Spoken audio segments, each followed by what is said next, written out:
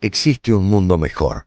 Quédate a disfrutarlo, que juntos somos un montón. Y a este montón que somos juntos, porque si dejamos de estar juntos ya no somos más este montón, le proponemos a partir de este momento nuestro cotidiano ejercicio de radio. Ustedes lo tienen claro, de lunes a viernes, de 14 a 16, de enero a diciembre, aquí en la M530, percibimos que nuestro programa podría equivaler a un viaje.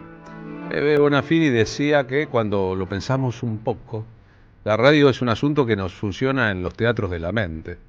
El momento en que los sonidos y los estímulos que surgen de los aparatos, de las aplicaciones, de las computadoras, se combinan con las imágenes en nuestro cerebro. Y entonces nosotros creemos que si les proponemos un viaje no lo haremos para alejarnos, para poner distancia, para escaparnos, sino para que juntos podamos percibir desde otro punto de vista aquello que llaman la realidad. En rigor, ¿cuántas realidades hay en la realidad? ¿Y de qué manera el poder, a través de los medios de comunicación, entre otros estímulos, se encarga de tratar de conducirnos a la idea de que la realidad es una sola? Y entonces se produce lo que podríamos denominar un debate de agendas. Discutimos y damos vueltas sobre esa agenda que, como una zanahoria delante de los ojos a un burro, nos ponen los poderes, o tratamos de evitar esa tentación y construimos agenda propia. Sí, en estos momentos específicos de las batallas culturales en el marco de algo más grande, que tal vez sea una guerra que divide a la humanidad por lo menos en dos partes, nosotros no trabajamos nuestros propios anticuerpos, no fortalecemos nuestro ADN, estaremos mal preparados. Así que, teniendo en cuenta que la radio también es un asunto de costumbres y complicidades, los invitamos a este viaje de hoy, en el último viernes del mes de mayo de 2025. Y en el último día hábil del mes de mayo de 2025, hemos elegido para este viernes un homenaje a Haroldo Conti, uno de los más grandes escritores de la historia argentina, desaparecido durante la dictadura militar, que cuando suenan en nuestros oídos los meses como mayo, suelen retornar en distintas formas. Haroldo Conti nació el 25 de mayo de 1925, por lo cual se han cumplido el domingo pasado 100, un siglo de su venida al mundo, y fue desaparecido por la dictadura militar el 5 de mayo de 1976. Este tema se llama Para Haroldo y es del guitarrista Esteban Morgado. Hay una historia muy fuerte del momento en que la dictadura militar urde, dentro de su capítulo de las batallas culturales, un plan para ablandar, hacer digerible la imagen de Jorge Rafael Videla. Los publicistas y los que pensaban los planes de comunicación para la dictadura urden una serie de reuniones con figuras importantes que son invitadas a la Casa Rosada, almuerzan, algunos son músicos, otros son políticos, otros son artistas, otros son intelectuales y escritores, y les pide que después de la amable reunión que mantienen, del almuerzo, el té, o lo que fuere, cuando salgan y los periodistas pregunten, brinden su opinión sobre la dictadura militar. Hay una reunión muy famosa que involucra a Haroldo Conti, en que, entre otros, estaban Jorge Luis Borges, Ernesto Sábato, el padre Castellani, el presidente de la CIDE de entonces. Y cuando salen de la reunión, esos escritores tentados por el régimen dicen que se han encontrado con un hombre probo, derecho, con grandes planes para la Argentina. No dicen que en la reunión el padre Castellani le preguntó a Videla: ¿y Haroldo Conti qué fue de Haroldo Conti? ¿Tienen alguna información sobre él? Hacía meses que Haroldo Conti estaba secuestrado. Videla no dio información alguna, pero esas historias se contaron durante mucho tiempo como una síntesis de complicidades y olvidos al mismo tiempo. De lo horrible de una época y de cómo hay personas que no sobrevivieron por valientes y otras, en medio de la cobardía, terminaron sobreviviendo. En ese año, en 1977, se estrenaría la película Crecer de golpe, de Sergio Renán, con un enorme elenco, que estaba basada en una novela de Haroldo Conti, en Alrededor de la jaula. Entonces, si se estrenaba una película basada en un cuento de Haroldo Conti en el 77, cuando él estaba desaparecido, no es que fuera algo que estuviera fuera de la agenda, sino más bien lo contrario. En este momento, en este año, por los aniversarios, sobre todo por el centenario de su nacimiento, hay un montón de cosas sobre Haroldo Conti dando vueltas. Proyectos de películas, largometrajes, traducciones a otros idiomas, una puesta en valor, podríamos pensar, de uno de los escritores bonaerenses más importantes de todos los tiempos. Toda su obra tiene que ver con su pueblo natal, Chacabuco. Siempre hay personajes que recuerdan aquella era, pese a que él vino del pueblo, vivió en Buenos Aires y se enamoró de una geografía, el Tigre, el Delta. Este es un homenaje que el Instituto Cultural de la provincia de Buenos Aires le hace a la obra y a la personalidad de Haroldo Conti. Este 25 de mayo de 2025 celebramos el centenario del nacimiento de Haroldo Conti. ¿Pero quién fue Haroldo? ¿Y por qué es un referente de la literatura de nuestro país? Haroldo nació y creció en Chacabuco, ciudad del interior de la provincia de Buenos Aires. Su pueblo niño, como él lo llamaba cariñosamente. En los años 30, Pedro y Petronila Lombardi criaron a sus hijos, Haroldo, Pedro y Lidia Olga. La familia se completaba con la presencia de tías y tíos, como Aide y Agustín, que quizás te suenen familiares, porque luego Haroldo los convirtió en protagonistas de sus cuentos, como Las 12 a Bragado o Perfumada Noche. Además de escritor, tuvo muchos oficios terrestres, acuáticos y aéreos. Fue seminarista, aviador comercial, crítico de teatro, guionista de cine y publicidad, docente, periodista, un gran viajero y un observador de la gente y de los caminos. Esos caminos comienzan en Chacabuco, pero se extienden por el delta de nuestra provincia, donde vivió y se inspiró para escribir Sudeste, su primera novela. Siguen por el margen del puerto de Buenos Aires, muy presente en otras de sus novelas, en vida. Cruzan fronteras hacia las costas de Uruguay y suben por la geografía de Cuba y de todo el continente. Allí nace Mascaró, el cazador americano, su última novela, por la que recibió el premio Casa de las Américas. Haroldo tuvo 4 hijos, muchos amigos y el amor de sus compañeras de vida. Le gustaba el río, los barcos, la música de Pink Floyd y las historias de la gente de a pie. Como muchos escritores de su generación, su compromiso político no fue solo testimonial. Haroldo Conti fue un militante y en la madrugada del 5 de mayo de 1976 fue secuestrado cuando llegaba a su casa de la ciudad de Buenos Aires junto a su última pareja, Marta Skavak. Sobre su escritorio dejó un cartel con una frase en latín que decía: "Este es mi lugar de combate y de aquí no me moverán". Hasta el día de hoy, sus amigos, sus lectores y su familia nos preguntamos: ¿dónde está Haroldo? De su máquina de escribir, Marta rescató A la diestra, su último cuento que no llegó a publicarse en el imprescindible volumen La balada del Álamo Carolina. En ese último relato, como una intuición del destino, Haroldo vuelve a Chacabuco, a su identidad y a su gente. Así fue su literatura, así fue toda su vida y así era Haroldo, un hombre que era escritor solo cuando escribía. El resto del tiempo se perdía entre la gente.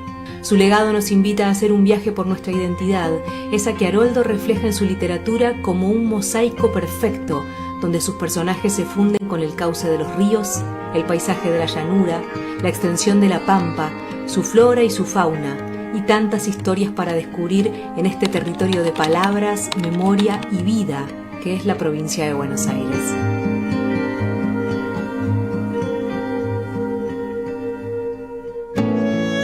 Hermoso el homenaje bonaerense a uno de sus grandes escritores, en rigor. Un personaje además extraordinario, alguien de perfil muy bajo que se tuteó con las grandes ligas de la literatura latinoamericana de su época y del futuro. Le preguntaron alguna vez cómo había desarrollado su vocación por la escritura por la literatura. Haroldo Conti tenía un estilo seco, cortante, Rodolfo Walsh también. Parecía alguien que pensaba y mordía un poco las palabras antes de expresarlas. La cosa empezó de esta manera, contó. Yo era alumno de una escuela de pupilos, su vocación religiosa inicial. En aquel tiempo no había cine y reemplazábamos esa diversión dominical posible, encerrados, con unas funciones de títeres. Yo me ocupaba de escribir los libretos, que como en todas las seriales, se acababan en el momento de mayor suspenso y continuaban el próximo domingo. Así creo que nació en mí una parte de esa vocación literaria. La otra parte tiene que ver con su padre, que era, entre otras cosas, un vendedor ambulante, pero un cuentero, un narrador importante.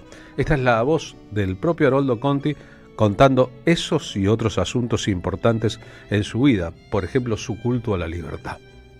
Junto con mi viejo, que era vendedor ambulante, concretamente era tendero ambulante. Mi padre enseñaba mañana por medio un charré, cargar las cosas y comida también. Nos despedíamos de nuestra madre, de mi madre mejor dicho, y salíamos un día al norte, otro día al sur, y así íbamos recorriendo los campos, vendiendo cosas, charlando con la gente. Y todo eso fue dejando un sedimento en mí, lógicamente, que tardó muchos años en madurar y en concretarse en relatos, en cuentos. Aunque de todas maneras en casi todas mis novelas siempre hay algún personaje que tiene su origen o su fuente en Chacabuco. No sé, Eduardo Galeano lo dijo en un reportaje, creo, ¿no? Me han pasado tantas cosas y he padecido tantos abismos que me va quedando esa cosa, ¿no? En fin, yo siempre dije, o digo en un cuento inclusive, que la vida es una especie de borrador, que uno nunca termina de pasarla en limpio.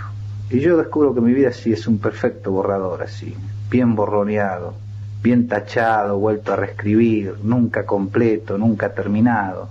Y todo eso supongo me ha creado un sedimento de frustración o de tristeza. A veces la exagero un poco, soy quejoso por naturaleza, y lo dicen mis amigos, y lo dice mi mujer, y debe tener razón. Cuando el río suena por algo es. Soy quejoso, me gusta quejarme inclusive me parece.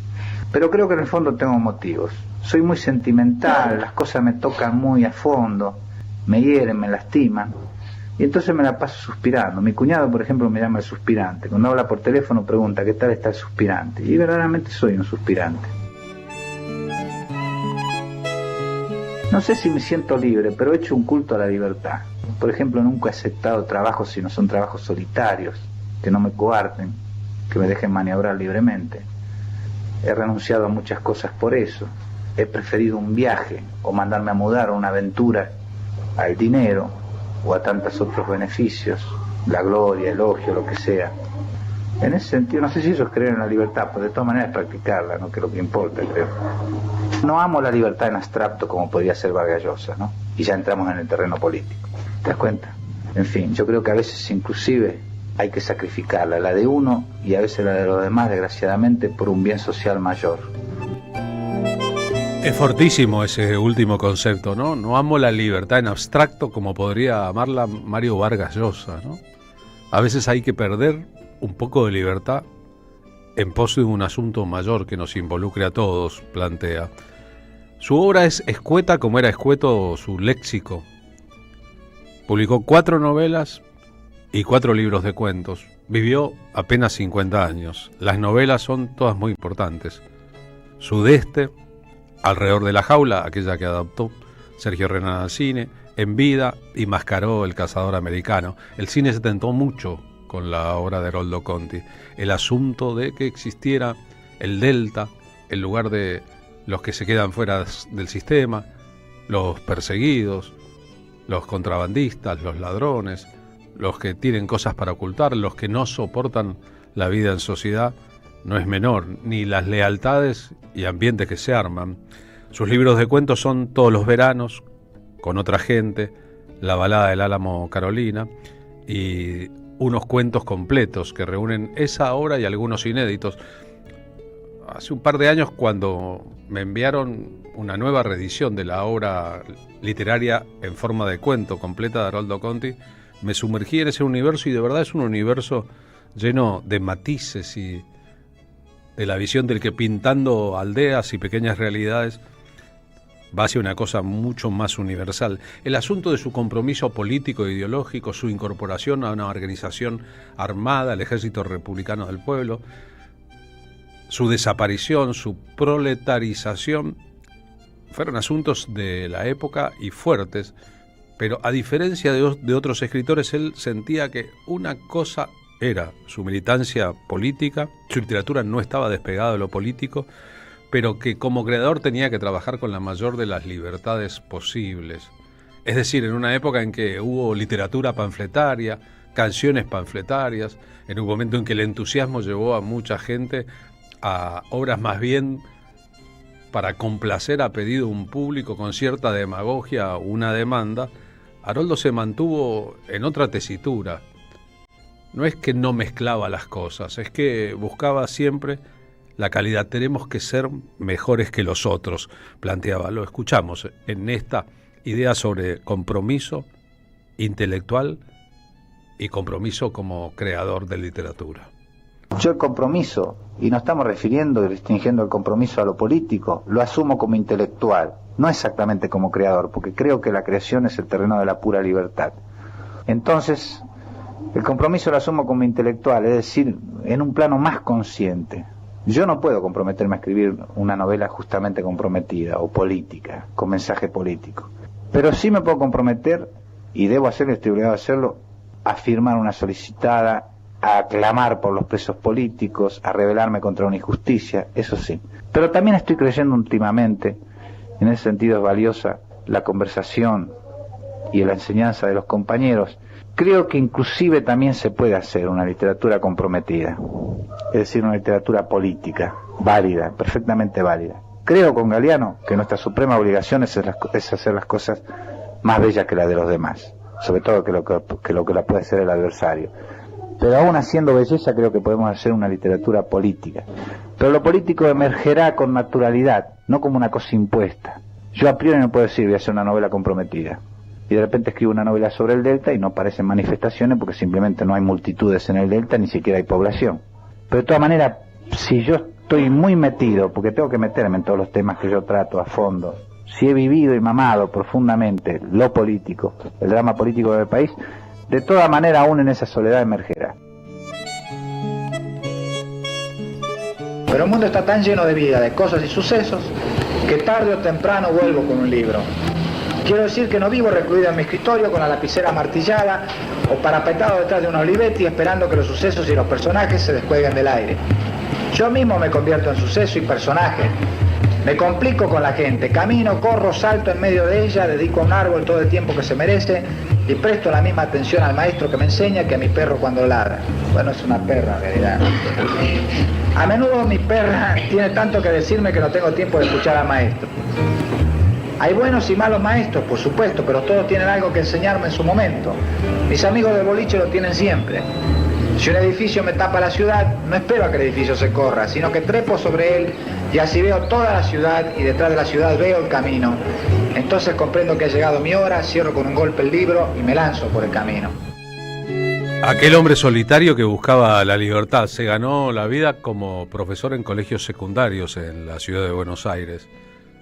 El locutor, periodista, conductor de radio y poeta Tom Lupo solía contar que él lo tuvo de profesor y que como profesor era completamente atípico. Por ejemplo, se dedicaba más a enseñar literatura que a vigilar el rendimiento de los alumnos. Solía proponerles un pacto a los alumnos.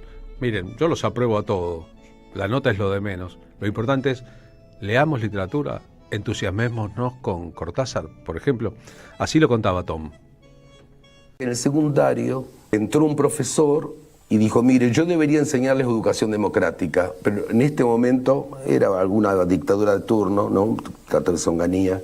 Dijo, no sirve para nada, así que yo les voy a leer literatura latinoamericana y si ustedes no me traicionan, están todos aprobados.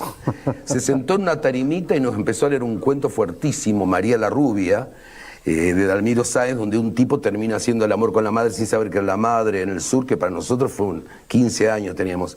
Ese tipo se llamaba Haroldo Conti.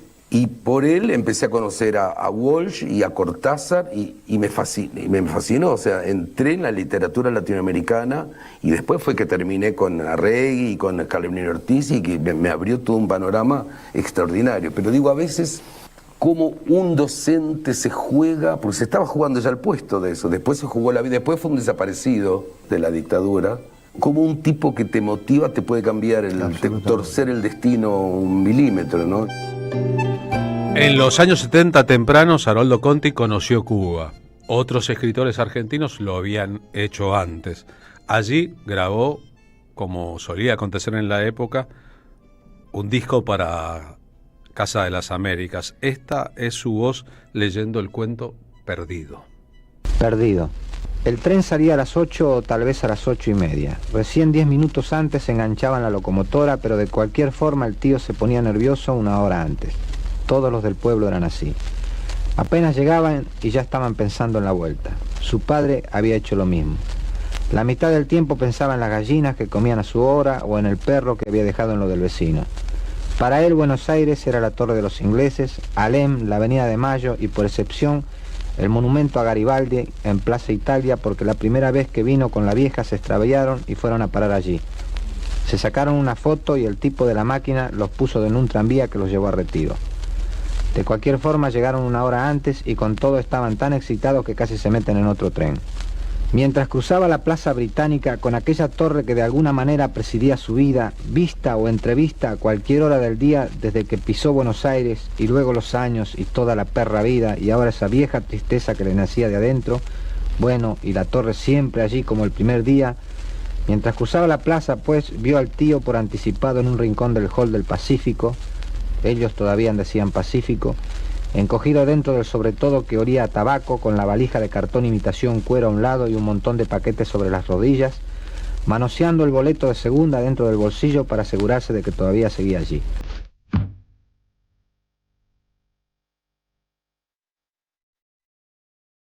Y después de escuchar la voz de Haroldo Conti, todo un trabajo de reconstrucción, el asunto del río, de los ríos.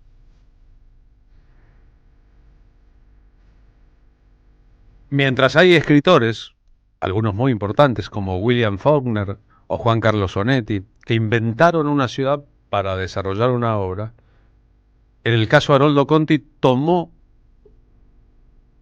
una zona del mundo ya existente, por un lado su pueblo Chacabuco, por otro la capital federal, por otro lado el delta, y con esos escenarios podemos pensar tejió su breve obra, 4 novelas, 3 libros de cuentos.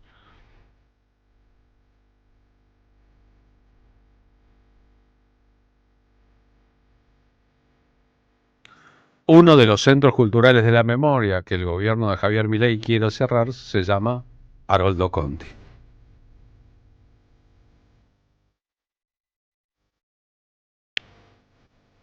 cuya obra se interrumpió por su desaparición en 1976, recién iniciada la dictadura,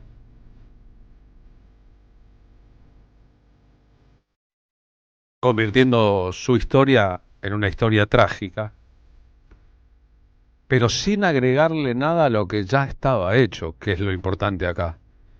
La obra que ya había construido Haroldo Conti se quedó a vivir en la memoria colectiva de la literatura argentina. La personalidad de Haroldo Conti late en cada pedido de memoria, verdad y justicia.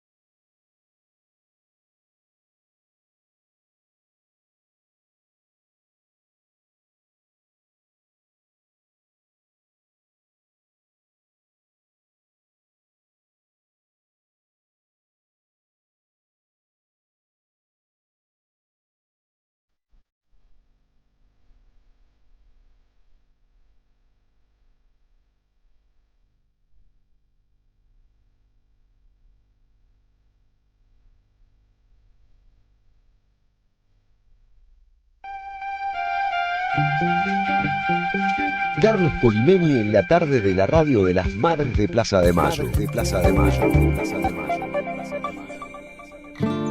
A las 14:31, Marina Glesser, ¿cómo va? Muy buenas tardes. Buenas tardes, es viernes, Carlos. Buenas tardes para vos y para toda la audiencia. ¿Cómo andan? Bien, es muy viernes. Es muy viernes, Carlos, es viernes y entonces tu cuerpo lo sabe. Bien, o más o menos. Más adelante en el programa, ¿con qué nos nutriremos? Con un estreno, con Carnada, nueva obra de Susana Torres Molina, con quien tuve el gusto de trabajar. La obra la actúa Ingrid Pellicori, Anaí Gada y Carolina Guevara. La dirección es de Cintia Miraglia, todo femenino. Dirección, autoría y elenco. Está desde el 2 de junio, los lunes a las 20 horas, en el Teatro Portón de Sánchez. Una gran figura de la dramaturgia argentina, Susana Torres Molina, con una obra muy vasta, ¿no? Sí, extensa y prolífera su cantidad de obras de teatro, una gran dramaturga. Es verdad. ¿Trabajaste con ella? Trabajé en un radioteatro con Patricio Contreras y Luis Machín. Qué lujo, ¿no? Un lujazo que me di. Qué bueno haberlo hecho. Más adelante en el programa también tendremos aquí El invierno del oso, crónicas antifascistas en Stalingrado, una creación de Internacionales Teatro Ensamble. Se trata de una obra con bastante performance que tiene su lugar en el Centro Cultural de la Cooperación, en la sala Osvaldo Pugliese. Se estrenó el sábado 17 de junio y prosigue en cartel durante los sábados de junio, es decir, que mañana y el resto de los sábados podrán ustedes verla si tienen ganas. Es una obra estrenada en un festival de teatro en La Habana en 2023. Martín Suárez en el móvil 1 de la M530. Buenas tardes, Martín, ¿cómo va? ¿Cómo te va, Carlos, Marina? Linda tarde de sol, pero fresca aquí en la ciudad de Buenos Aires, y nos vinimos para el lado de la ciudad más fresca que hay, que es la zona norte, aquí en el barrio de Núñez. Estamos en las inmediaciones de la ex ESMA, sobre Avenida del Libertador al 8100. Por estas horas, Carlos, trabajadoras y trabajadores de la cartera de Derechos Humanos están ultimando detalles de la jornada de lucha de este día viernes, en el marco de lo que viene ocurriendo, ¿no? Desde que asumió Javier Milei el 10 de diciembre del año 2023, que es el desmantelamiento prácticamente de la Secretaría de Derechos Humanos. Recordamos, a los cientos de despidos y también recortes que viene realizando en los últimos meses aquí en este organismo, se le suma la decisión del ministro de Justicia, Mariano Cunio Libarona, de ceder parte de la ex ESMA a los juzgados federales de Comodoro Pi. Una decisión de reubicar oficinas judiciales en este predio que viola totalmente las políticas en materia de derechos humanos y también la recuperación de este edificio como Museo de la Memoria, que recordamos nació de la lucha de organismos de derechos humanos, pero también de la decisión política de Néstor Kirchner en llevarlo adelante. Hablamos con Paula Donadío, ella es delegada de la Secretaría de Derechos Humanos por ATE Capital, que puso en contexto la jornada de lucha de este día viernes y también todo lo que vino ocurriendo en estos últimos meses. Carlos. El gobierno continúa con el desmantelamiento de la Secretaría de Derechos Humanos, a los más de 400 despidos que se sucedieron hasta marzo. Ahora amenazan con la desvinculación de casi 200 trabajadores más. Además bajaron la categoría de secretaría a subsecretaría, degradaron el Archivo Nacional de la Memoria y al sitio de Memoria ESMA, y el Centro Cultural de la Memoria continúa cerrado desde enero. Todo esto pone en riesgo las políticas que lleva adelante la Secretaría, que son de protección y promoción de los derechos humanos. Por este motivo, desde ATE nos vamos a estar convocando en el espacio Memoria y Derechos Humanos ex-ESMA para decir que los derechos humanos no se degradan por decreto. Convocamos junto a organismos de derechos humanos y organizaciones y les pedimos a todos aquellos que se quieran sumar, que nos acompañen. Bueno, atención, a partir de las 17... Abrazo aquí al edificio de la Secretaría de Derechos Humanos ubicado en la ex ESMA, Avenida del Libertador 8100, obviamente por todo el vaciamiento que se está llevando adelante en este organismo, un vaciamiento totalmente ideológico por parte del gobierno de Javier Milei, como no podría ser de otra manera. Todo lo que está ocurriendo lamentablemente en este país desde el 10 de diciembre del año 2023 tiene que ver con una ideología que quieren implantar aquí en la sociedad argentina, con un cambio de cultura que vamos a ver si lo van a poder lograr, porque esto ya es un desafío entre quienes están gobernando y un pueblo que resiste a que esto ocurra, ¿no, Carlos? Es verdad, ¿no? Chacales que el chacal despreciaría, escribió Pablo Neruda en un poema muy indignado. De hecho, el presidente Javier Milei publicó hoy en su cuenta de Twitter la réplica de un artículo que le escribieron y que salió en algunos medios de comunicación diciendo que Argentina, el delirio, ¿no?, va a volver a ser una potencia cuando se deje de soñar con los socialismos posibles o cosas por el estilo. Aunque no lo creamos, es un presidente votado en una segunda vuelta por el 54% de la sociedad, y hay todavía gente que cree que hay que darle tiempo. Mientras más tiempo tenga, más daño va a ser. Gracias, Martín.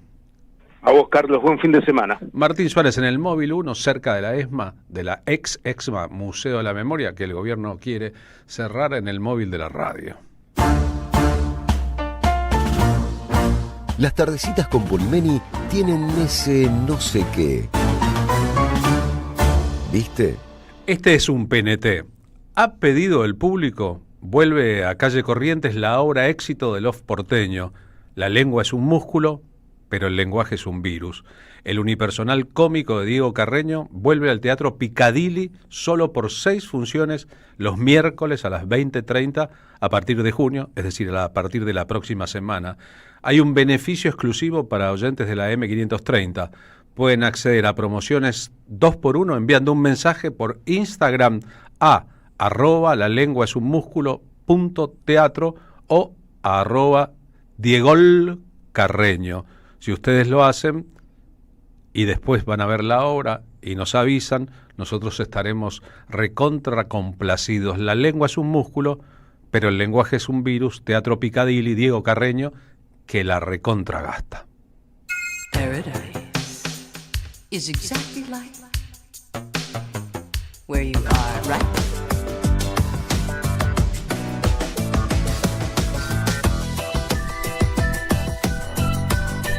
Somos Radio AM530. Construimos comunidad. Buscamos la verdad siempre.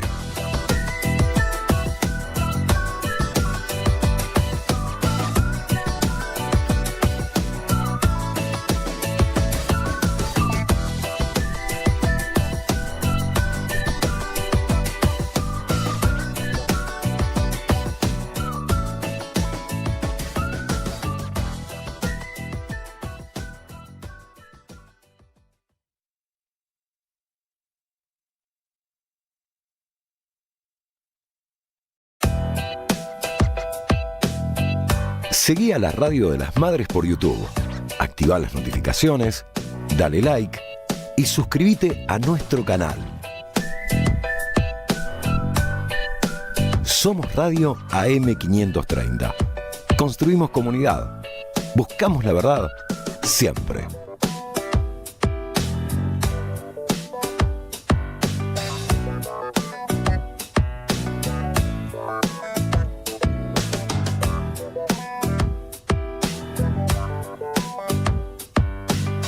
Nuevo complejo ambiental, Jardín 919, Centro de Atención Temprana Dr. Ferreira, Complejo Cultural, Nueva Guardia del Hospital, más de nuevas 200 viviendas. Pehuajó, gestión Pablo Javier Zurro. Yo voy a contar el tema de la batalla cultural. El presidente de la Nación habló de batalla cultural en el Foro Económico de Davos. Hay un 50% que tiene que ver con la batalla cultural. Pero es parte del cambio cultural, ¿no? Se solicita con suma urgencia sangre del tipo resistencia para la batalla cultural que se encuentra en terapia intensiva. ¿Qué es la batalla cultural? Cultura es la sonrisa. No dejes que nos venzan. La batalla contra las imposiciones culturales hegemónicas la libramos todos sumándonos al Club de Oyentes de Carlos Polimeni por una mínima contribución mensual. Obtené descuentos, promociones, beneficios, participá de sorteos y regalos. Entrá al Facebook del Club de Oyentes de Carlos Polimeni y seguí los pasos. Sumate, juntes en la misma sintonía. Club de Oyentes de Carlos Polimeni.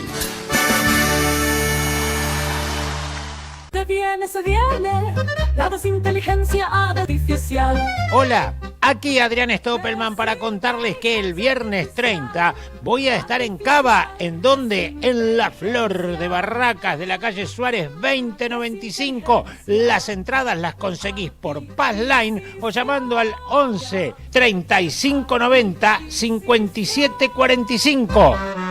90 minutos de humor no aptos para negacionistas, terraplanistas ni gente que habla con perros muertos. Viernes 30, La Flor de Barracas, y el show se llama Inteligencia Artificial con Adrián Stoppelman. Entradas por Offline. Los fines de semana de la 530 son comunitarios y latinoamericanos. Pablo Ovino y equipo hacen Al Carajo. Sábados y domingos a las 6 de la mañana en Somos Radio. AM 530. Construimos comunidad. Buscamos la verdad siempre. Alimentos cooperativos. Producción y comercialización de productos cooperativos y de agricultura familiar. Envíos a todo el país. Por pedido, envía tu mensaje al 11 34 31 2928. Seguinos en Instagram como @alimentos cooperativos. En 2025 vení a los talleres de Lecuni. Música, actuación, coro, tangos, cuentos, teatro, percusión y mucho más para compartir en familia. Acordate, en 2025 los talleres de Lecuni te están esperando. Informes e inscripción, informes.ecuni@gmail.com. Y seguinos en Facebook, Espacio Cultural Nuestros Hijos, y en Instagram, @ecuni. Necesitamos la energía para vivir. Aprendamos a cuidarla. Ingresá en edenor.com/consumo. Seguí nuestros consejos para disminuir tu consumo y ahorrar en tu factura. Seamos conscientes. Valoremos la energía. Edenor, 30 años de energía argentina en evolución. Buscamos informar, escuchar, debatir, pensar, para acercarnos entre todos a la realidad. AM 530 Somos Radio. Buscamos la verdad siempre. La tarde de la radio es con Carlos Polimeni. AM 530 Somos Radio.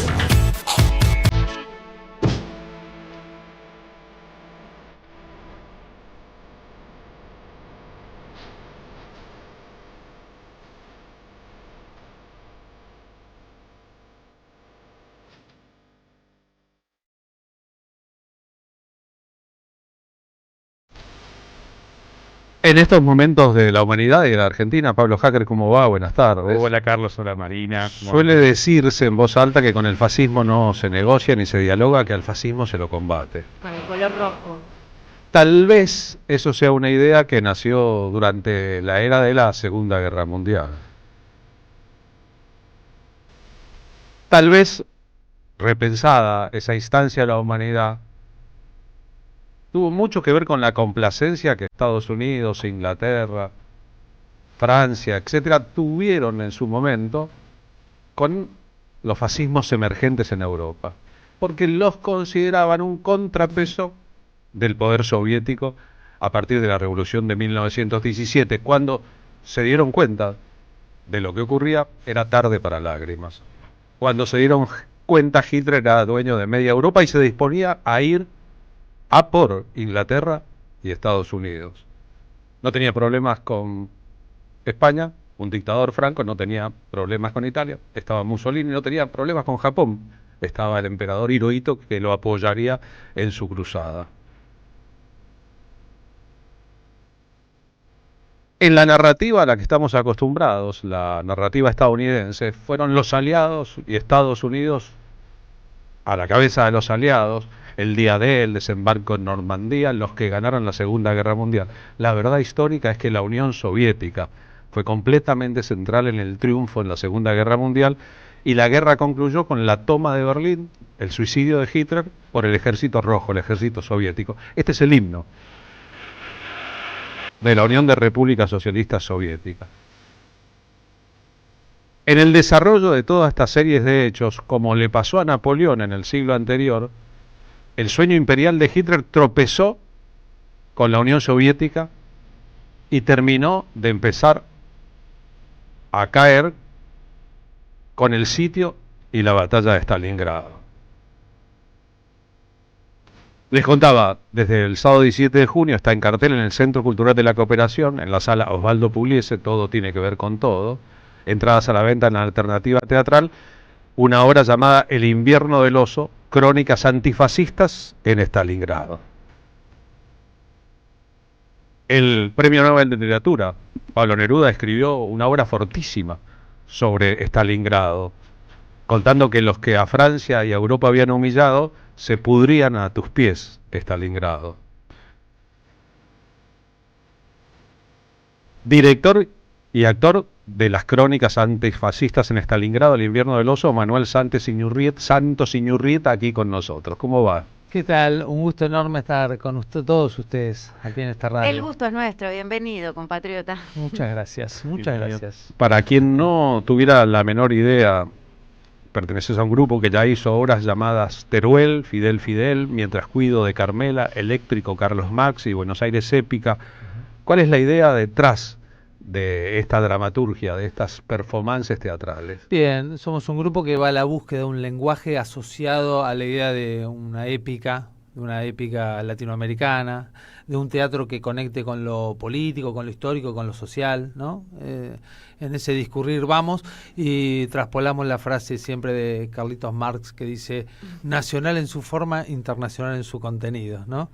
Quiero decir, somos actores y actrices que vivimos en esta ciudad con estas características, en este país, en este continente. Entonces vamos rastreando todas esas historias y los imaginarios que conectan y que nos constituyen, que nos hacen.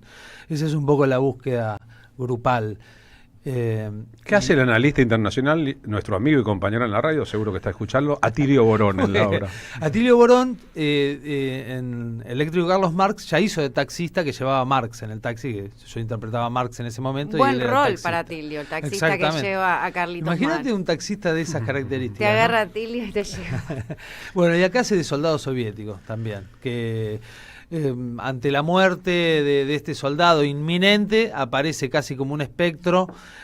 Atilio le dice, solo no está solo, y empieza a desarrollar un poema muy bonito de Atilio que da cuenta que no estamos solos y solas, somos un montón de cosas. En esta obra, en El invierno del oso, tu papel es la de un soldado soviético que está herido. Sí, que está herido y encuentra en el humor una herramienta posible para estirar su subsistencia, digamos, ¿no?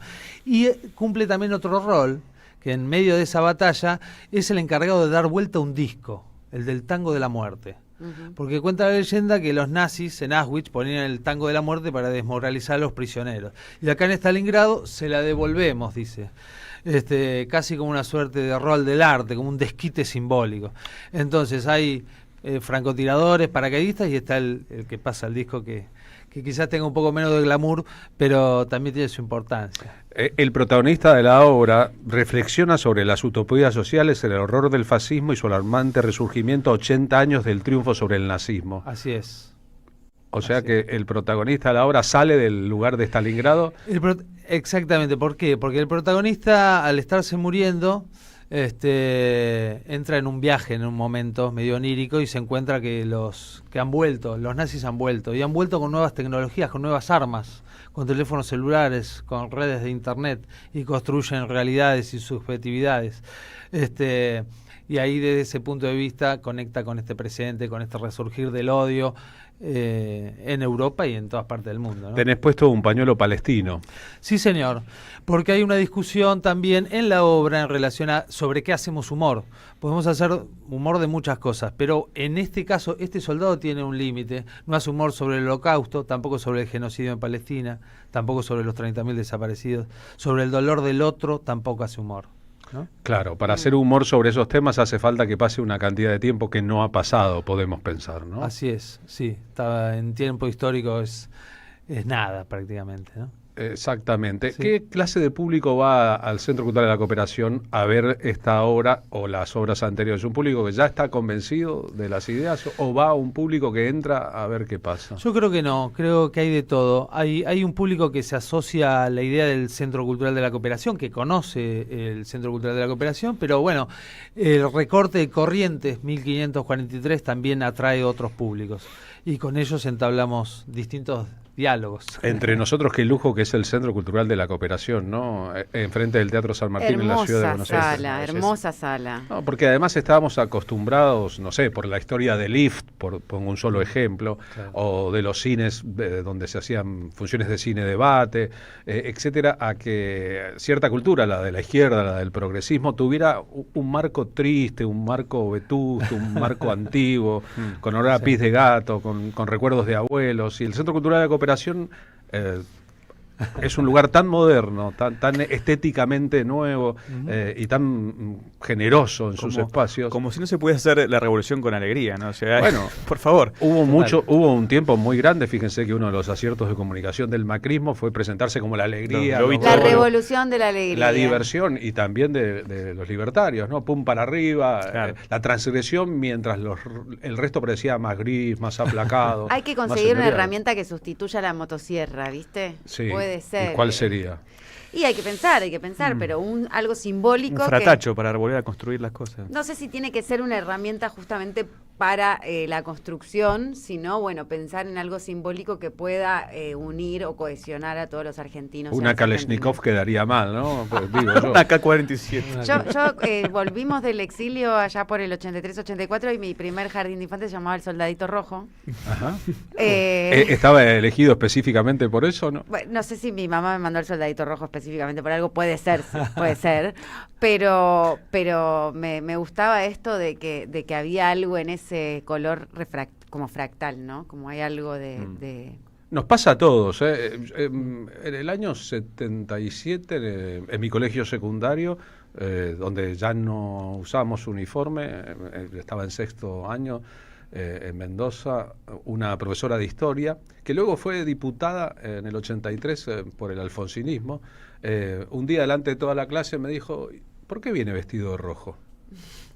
Yo venía de una familia connotada, mi padre estaba exiliado del 76, ella sabía, bastante rojitos, ¿no? Ella sabía, y yo no me di cuenta hasta que miré mi pullover, que es un pullover muy parecido a uno que uso actualmente, y le respondí, es que es una herencia de mi madre que murió hace 7 años, y entonces me gusta ponerme esta ropa, no me había dado cuenta del color rojo. Cosa que era absolutamente verdad. Era la dictadura militar, estaba prohibido besarse en las plazas, por ejemplo, no podía ser detenido, y el color rojo le llamaba mucho la atención a otras personas, a mí me parecía re natural. Cuando Mauricio Macri ganó por primera vez las elecciones a la jefatura de gobierno de la Ciudad de Buenos Aires, y antes de asumir hizo un recorrido por los lugares de trabajo en el gobierno de la Ciudad de Buenos Aires. Cuando terminó el recorrido le preguntaron qué le había parecido. Macri tiene muchos problemas en la cercanía con la gente, no da la mano, si la da la mano la saca rápido, transpira en seco. Tal vez sean consecuencias psíquicas en su personalidad del secuestro, del que fue víctima. Es posible que sea así, pero tiene un distanciamiento muy específico de la gente que no conoce. Su comentario sobre lo que había visto en las dependencias del gobierno de la Ciudad de Buenos Aires fue: todo el mundo toma mate y hay mucha gente vestida de rojo. Parece ser que para otra gente, que no somos nosotros mismos, eso está mal. El rojo llama la atención. Y no porque sea un color del rosismo, sino más vale porque es un color que sintetiza otras ideas que tienen que ver con el socialismo, el comunismo, los sueños libertarios, etcétera, ¿no? Tremendo. Es tremendo, pero nosotros no lo vemos y otros siempre lo ven. Sí. ¿Qué parlamento podés decir de la obra del invierno del oso, crónicas antifascistas en Stalingrado? Tengo un versito siempre preparado. Hay uno que dice... como si estuvieras en la sala, ¿eh? Como si estuviera en la sala. Tanta comedia me marea, pegué bajón. Veo un chorrito de sangre y me baja la presión. Es la parca que para decir vayamos redondeando, sintetizando, atando cabos. Ahora, un agujerito diminuto, insignificante, te manda 8 metros bajo tierra en un instante. Pero me la aguanto porque a los nazis no quiero cederle mi esperanza que fuego mañana corazón. Aguanto, sí señor, por los 2 millones de muertos, que es como un coso indescifrable de dolor. Bronce de medalla, bronce de casquillo, de francotirador, Katiuska K-47, Mijail Kalashnikov. Aguanto porque en Stalingrado aún hay hay una plaza, hay una fuente, la del cocodrilo Barmaley. Cuenta la leyenda que el cocodrilo se pasea, fuma habanos, se escupa el suelo, es un maleducado. Abrió grande su boca y se tragó una familia entera. Pero los niños, sonrientes, a la familia rescataron. Luego volvió a abrir grande su boca y esta vez se tragó al sol y ahí la oscuridad sobre nosotros descendió. Y nosotros entonces armaremos, como los niños, un coso así, un coso rojo. Cosas y cosos sobre la oscuridad marcharemos y habrá que aguantar los inviernos quietitos en nuestro lugar sin regalar medio metro como aquel otro coso que era un coso tremendo, Basili Saize, el ojo al idioma, como una bala pondremos. Y este poema es un concierto, es una escalera, es una fiesta, todo eso y mucho más. Es como gritar que hay que aguantar los trapos, que no me muevo ni me aparto si haya poca gente en el teatro, que aguantar de todas, porque lo nazi nada de nada, ni un poquito ni una mierda. Hay que aguantar porque hay que aguantar y sostener el amor. Qué lindo, bravo, bravísimo. Qué Es muy suerte bueno, escuchar algo así después de tanto despilfarro de otras cosas, ¿no? Hay que aguantar. Y tampoco importa si está tan llena la sala, ojalá la sala esté siempre llena. Con su habilidad tecnológica, Pablo Hacker puede buscar Batalla de Stalingrado. Sí, por supuesto. Aquellos que no sepan nada, ¿no? La excursión imperial de Napoleón por toda Europa fracasó en la Rusia de entonces. La excursión imperial de Hitler por toda Europa conquistó de Alemania hacia el oeste todo lo que ocurría, todo lo que acontecía, y tenía planes más expansivos. Tropezó cuando, yendo para el otro lado, para el este, llegó a la Unión Soviética. Hay quienes dicen que fue el invierno el que triunfó. El frío del invierno pudo más que las apetencias imperiales de Napoleón y de Hitler. ¿No fue la estrategia soviética que no plantó combate hasta que fue el invierno y entonces supo que tenía una supremacía? ¿Qué dice Wikipedia de la batalla de Stalingrado? La batalla de Stalingrado fue un gran enfrentamiento bélico entre el Ejército Rojo de la Unión Soviética y el Wehrmacht, Fuerzas Armadas de la Alemania nazi, y sus aliados del Eje, por el control de la ciudad soviética de Stalingrado, actual Volgogrado, entre el 23 de agosto de 1942 y el 2 de febrero de 1943. La batalla se desarrolló en el transcurso de la invasión alemana de la Unión Soviética, en el marco de la Segunda Guerra Mundial.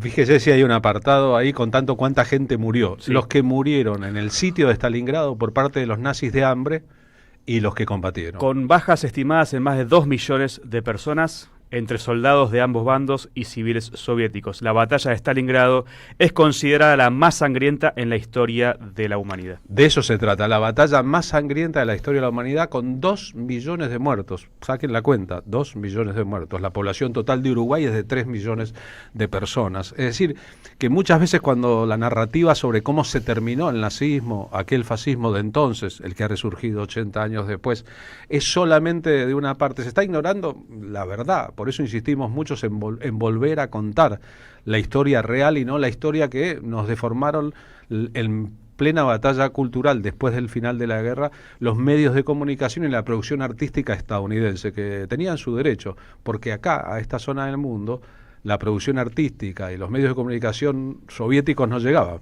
Y entonces quedamos muy alejados también de esa narrativa que existió y fue muy poderosa, ¿no? Sí, sin ningún lugar a duda. En la obra hablamos de que los norteamericanos recién ingresan en el 44. Claro. Después, con 2 bombas atómicas, se ponen al día inmediatamente. La guerra termina en el 39. Empieza en el 39, termina en el 45. Los estadounidenses ingresan en los últimos meses.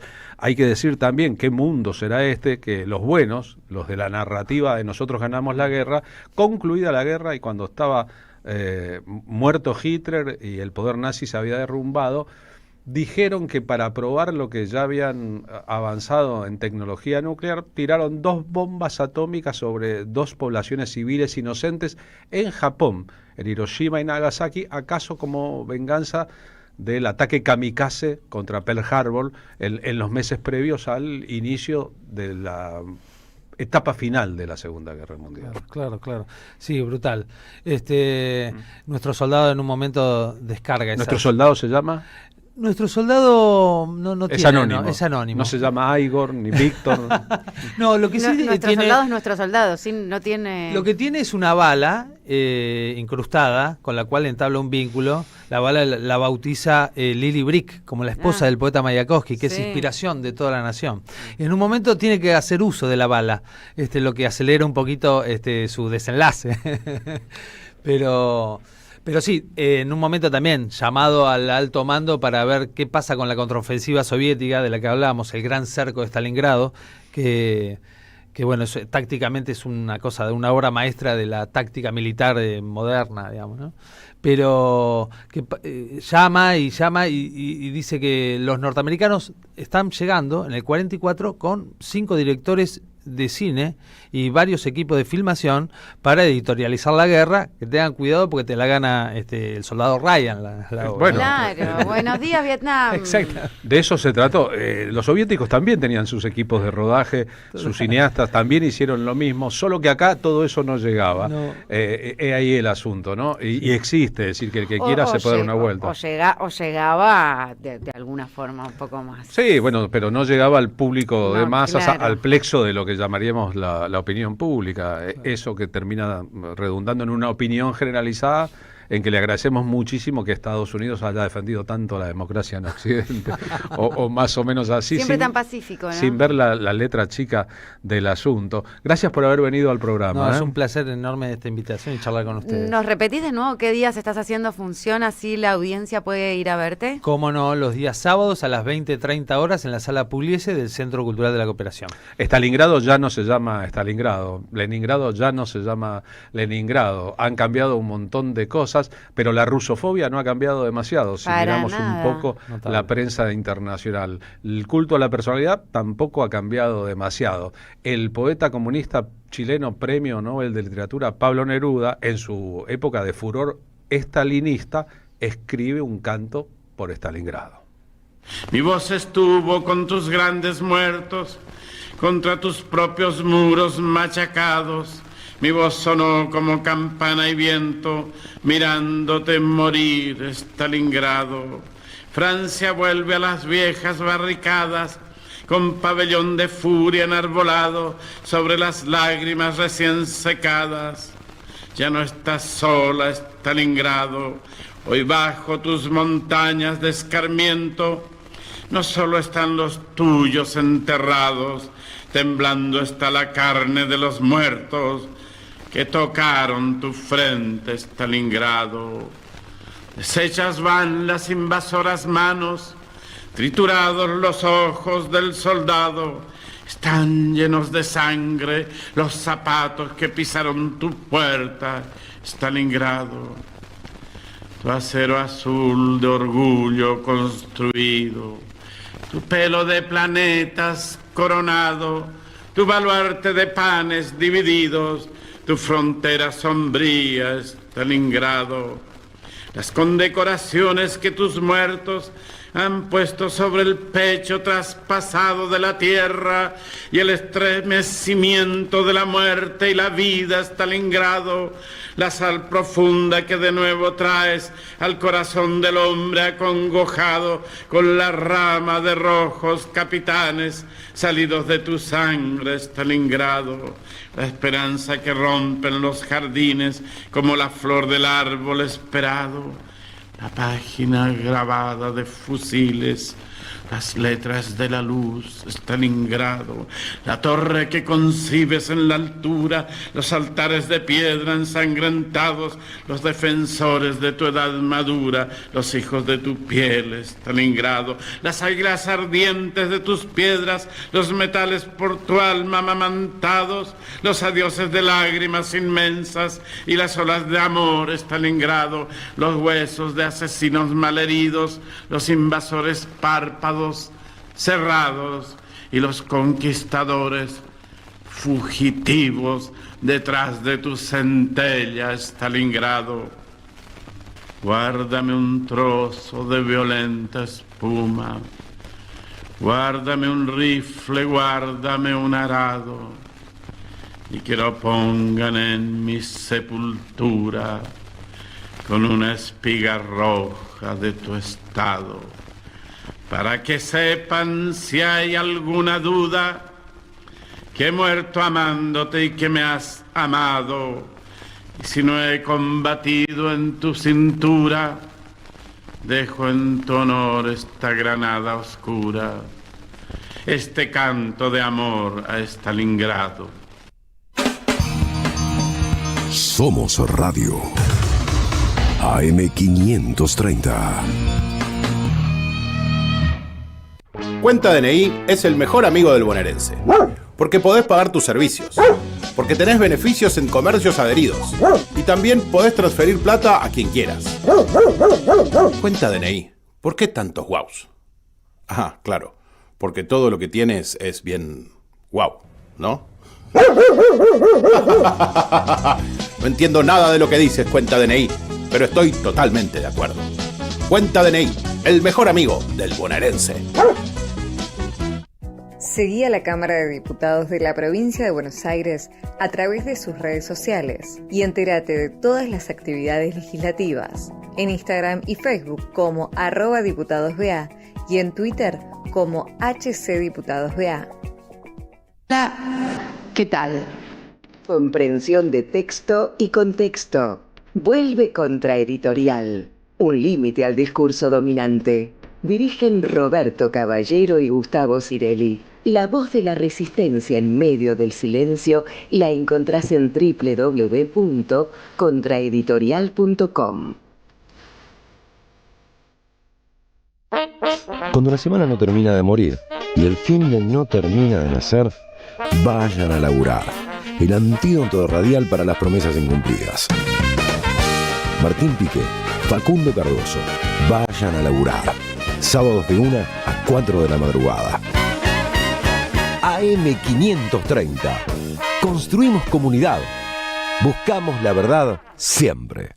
La patria no se vende, la patria se defiende. La patria no se vende, con Carlos Polimeni. Un espectáculo de radio, historia, política, poesía y música en vivo. Mi patria querida. Sábado 7 de junio a la hora 22 en el Pulqui Bar, Avenida Entre Ríos 484, Ciudad de Buenos Aires. Entradas en alternativateatral.com. Los esperamos. Produce Don Narciso. Auspicia AM530.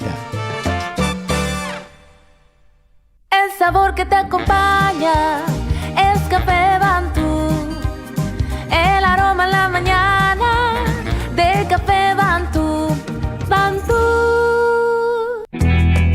Te esperamos en el Centro Cultural de la Cooperación Floreal Gorini para disfrutar de teatro, danza, música, espectáculos para las infancias, conferencias y presentaciones.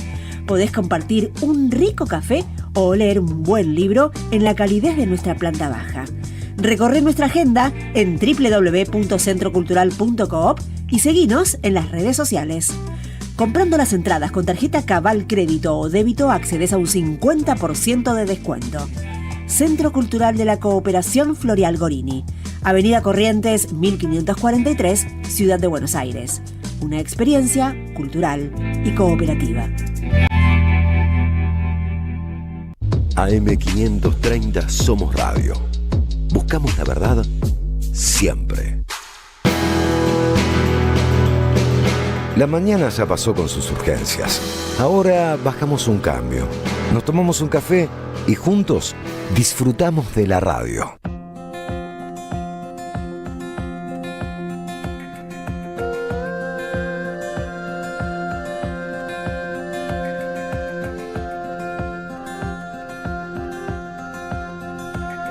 Las calles que dejamos, los días que no vuelven, la vida que nos mira pasar. Horas de desvelo, voces olvidadas. 15:09 ahora, les contamos recién que vuelve en los miércoles de junio a la calle Corrientes la obra La lengua es un músculo, pero el lenguaje es un virus, y acabamos de hacer una entrevista al director y protagonista del Invierno del Oso, crónicas antifascistas en Stalingrado. Para La lengua es un músculo, pero el lenguaje es un virus, recuerden que mensajeando por Instagram a @lalenguaesunmusculo.teatro o a Diegol Carreño, no Carreño, sino Carreño, el actor es Diego Carreño, los oyentes de la radio tienen un 2x1. Para el invierno del oso están agotadas las entradas para la función de este sábado, de mañana sábado, pero por una deferencia de la producción nosotros estamos en condiciones de sortear un par de entradas para los oyentes. Función no de este sábado, sino del sábado subsiguiente, del 7 de junio. Si ustedes quieren participar del sorteo, whatsappean con nosotros 11 32 000 530 y participan, porque evidentemente si están agotadas ya las entradas para mañana, es muy posible que para el próximo sábado se agoten durante la semana. El 7 de junio, por otra parte, a la noche, puerta a partir de las 21, hacemos en el Pulqui, un bar compañero, la nueva función de nuestro espectáculo La Patria no se vende, pero de eso se encarga la publicidad en las tandas. A las 15:11, señor Pablo Hacker, puede proceder. Bueno, han sido semanas muy movidas después de la elección porteña y el peronismo está haciendo sus movimientos, varios. Tenemos, bueno, hace escasas horas se ha formalizado la creación de la agrupación Primero la Patria, que es un grupo de legisladores y dirigentes peronistas de toda la Argentina, que se han reunido con la idea justamente de darle este volumen político a la oposición en un momento en el que claramente es necesario poner un freno de alguna forma a las políticas que arrasan con todo de Javier Milei. Antes de que sigas, hay una novedad vinculada a la comunicación y Cristina Fernández de Kirchner. Sí. El lunes Cristina Fernández de Kirchner va a dar una entrevista exclusiva a tu amigo el Gato Silvestre. A mi amigo el Gato Silvestre en C5N a las 20. Digo que es una novedad de la comunicación porque que Cristina vaya a un canal de televisión hace 1000 años. Pasa poco. Creo que la última vez lo hizo en esa misma señal, Duro en una entrevista con Pablo Dugan, sí, en Duro de Domar. Y nos parece fuera del contexto de su discurso en la celebración de la cultura en el Polo Cultural Saldías el fin de semana pasado, la oportunidad de que haya preguntas y respuestas, ¿no? Que es distinto de un discurso y seguramente será un acontecimiento para la televisión y para aquellos que estén pendientes de la palabra de Cristina, que creo que hay muchas preguntas interesantes que hacerle y esperar con interés sus propias respuestas. Totalmente, y una voz muy, muy necesaria en estos momentos. Pero para hablar justamente de Primero la Patria, estamos en comunicación telefónica con Fabiola Aubone. Ella es diputada nacional por San Juan y es una de las dirigentes peronistas que justamente impulsó a esta nueva agrupación. ¿Qué tal, Fabiola? Acá Pablo, Carlos y Marina, te saludamos en la AM530. ¿Cómo estás? Hola chicos, hola Pablo, Karina, Carlos y a todos los que nos están escuchando en la siesta de hoy. Bueno, Fabiola, ¿cómo estás? Contame un poquito esta novedad política donde una gran cantidad de dirigentes, entre ellos Sergio Uñá, Carlos Castañeto, Nicolás Trota, Guillermo Snopek, Gabriela Esteves, vos misma, Pablo Cociner, que salió hace un ratito también en la radio, están formalizando la creación de la agrupación Primero la Patria. ¿Con qué sentido se hace esto? Yo creo que el sentido es finalmente dar un primer paso de algo que venimos compañeros y compañeras trabajando hace tiempo en términos de habilitar espacios de discusión, de contención, de espacios donde verdaderamente podamos trabajar con mucha seriedad, con mucha responsabilidad y desde la política, que es lo que sabemos hacer, lo que nos gusta y lo que hemos tratado de hacer siempre, porque la gran mayoría de todos los que has nombrado y muchos compañeros más que hay, hemos estado en gestiones ejecutivas también y bueno, actualmente muchos de nosotros en gestiones legislativas que nos permite llevar adelante soluciones o tareas en pos del bienestar de la sociedad y que hoy con el gobierno nacional que tenemos la verdad que cada vez se hace más complejo. Desde ese lugar y especialmente conteniendo a las expresiones de todo el país, ¿no? Porque de repente por ahí y quien te habla que me toca trabajar hoy en el Congreso, lo cierto es que a veces nos cuesta mucho llevar la voz del interior del país que es tan constante, tan sonante y tan importante como la de mismísimo Buenos Aires. Entonces me parece que desde todos los lugares trabajado desde el interior hacia Buenos Aires, digo, la idea es contener en un espacio con muchas ganas de construir una oposición, no solo una oposición, sino desde ese lugar de trabajo, de tarea, mirando las realidades de cada uno de los espacios que tenemos en todas las provincias argentinas, que son diferentes y que nos hace un país tan diferente y tan lindo a nivel mundial, ¿no? Entonces, desde ese lugar, con la expresión del peronismo a lo largo y a lo ancho del país, poder encontrar dentro de nuestro peronismo, del que todos somos parte, nos sentimos parte y hemos abrazado esta causa desde muy jóvenes, bueno, poder encontrar un espacio de mayor amplitud, de mayor federalismo, representatividad, y a partir de ahí trabajar en el marco del peronismo, pero trabajar un espacio que nos permita una mayor discusión política y por ende una mejor propuesta, probablemente. Claro. En las entrevistas distintas que estuve escuchando, también a Gabriela Esteves, que también forma parte de este espacio, se repite la palabra federalismo y esta idea de una construcción de un fortalecimiento del Partido Justicialista. Este es un poquito quizás el eje central de esta conformación, ¿no? Así es, fortalecer a nuestro peronismo, que se vive igual en todos lados, pero a veces no se evidencia, ¿no? Entonces, bueno, a partir de ahí poder nutrir y fortalecer a nuestro peronismo, al movimiento nacional, con las realidades provinciales que son tan importantes. Y Fabiola, ¿cómo está tu provincia, en San Juan? La situación, bueno, tengo entendido que mañana hay una reunión importante del partido en tu provincia, pero ¿cómo está hoy la realidad social de los sanjuaninos? La realidad social de los sanjuaninos no escapa a la realidad de todos los argentinos. Digo, también esto es el gran secreto de una agrupación en los términos de los que hablábamos, de que sea federal, de que sea integrado a esto que vivimos todos.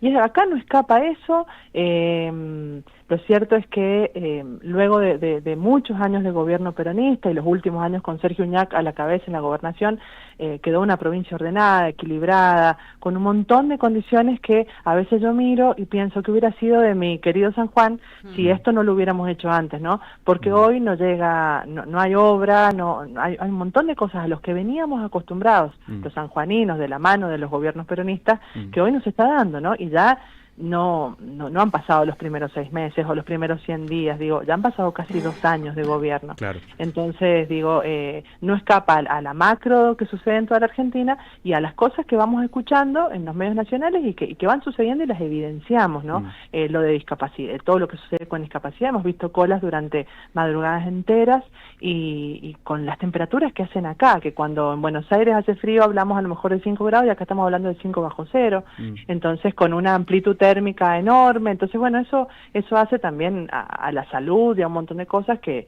necesitamos poder contener y trabajar.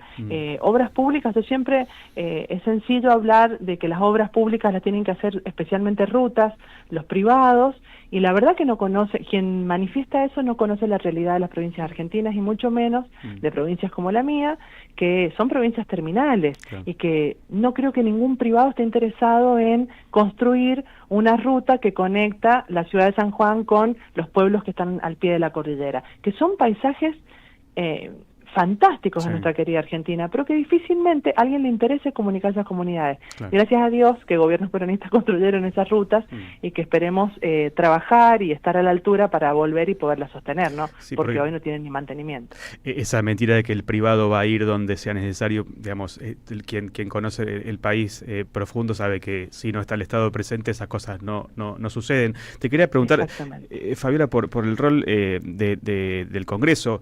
Hoy en día por momentos parece casi, no te digo paralizado, pero muy complicado poder trabajar, se reúnen, pero el gobierno es como si estuviese gobernando a espaldas del pueblo. Esta es la sensación que a uno le da, además de que lo que pasa todos los miércoles y que vos lo ves desde tu lugar en el Congreso, los golpes, el maltrato, la represión, desde el punto de vista legislativo, ¿qué están trabajando ahora para poder justamente hacer frente a lo que sucede en el Garraham, a lo que sucede con discapacidad, a lo que sucede con los salarios paupérrimos, con las jubilaciones? ¿Cómo se está trabajando en ese sentido?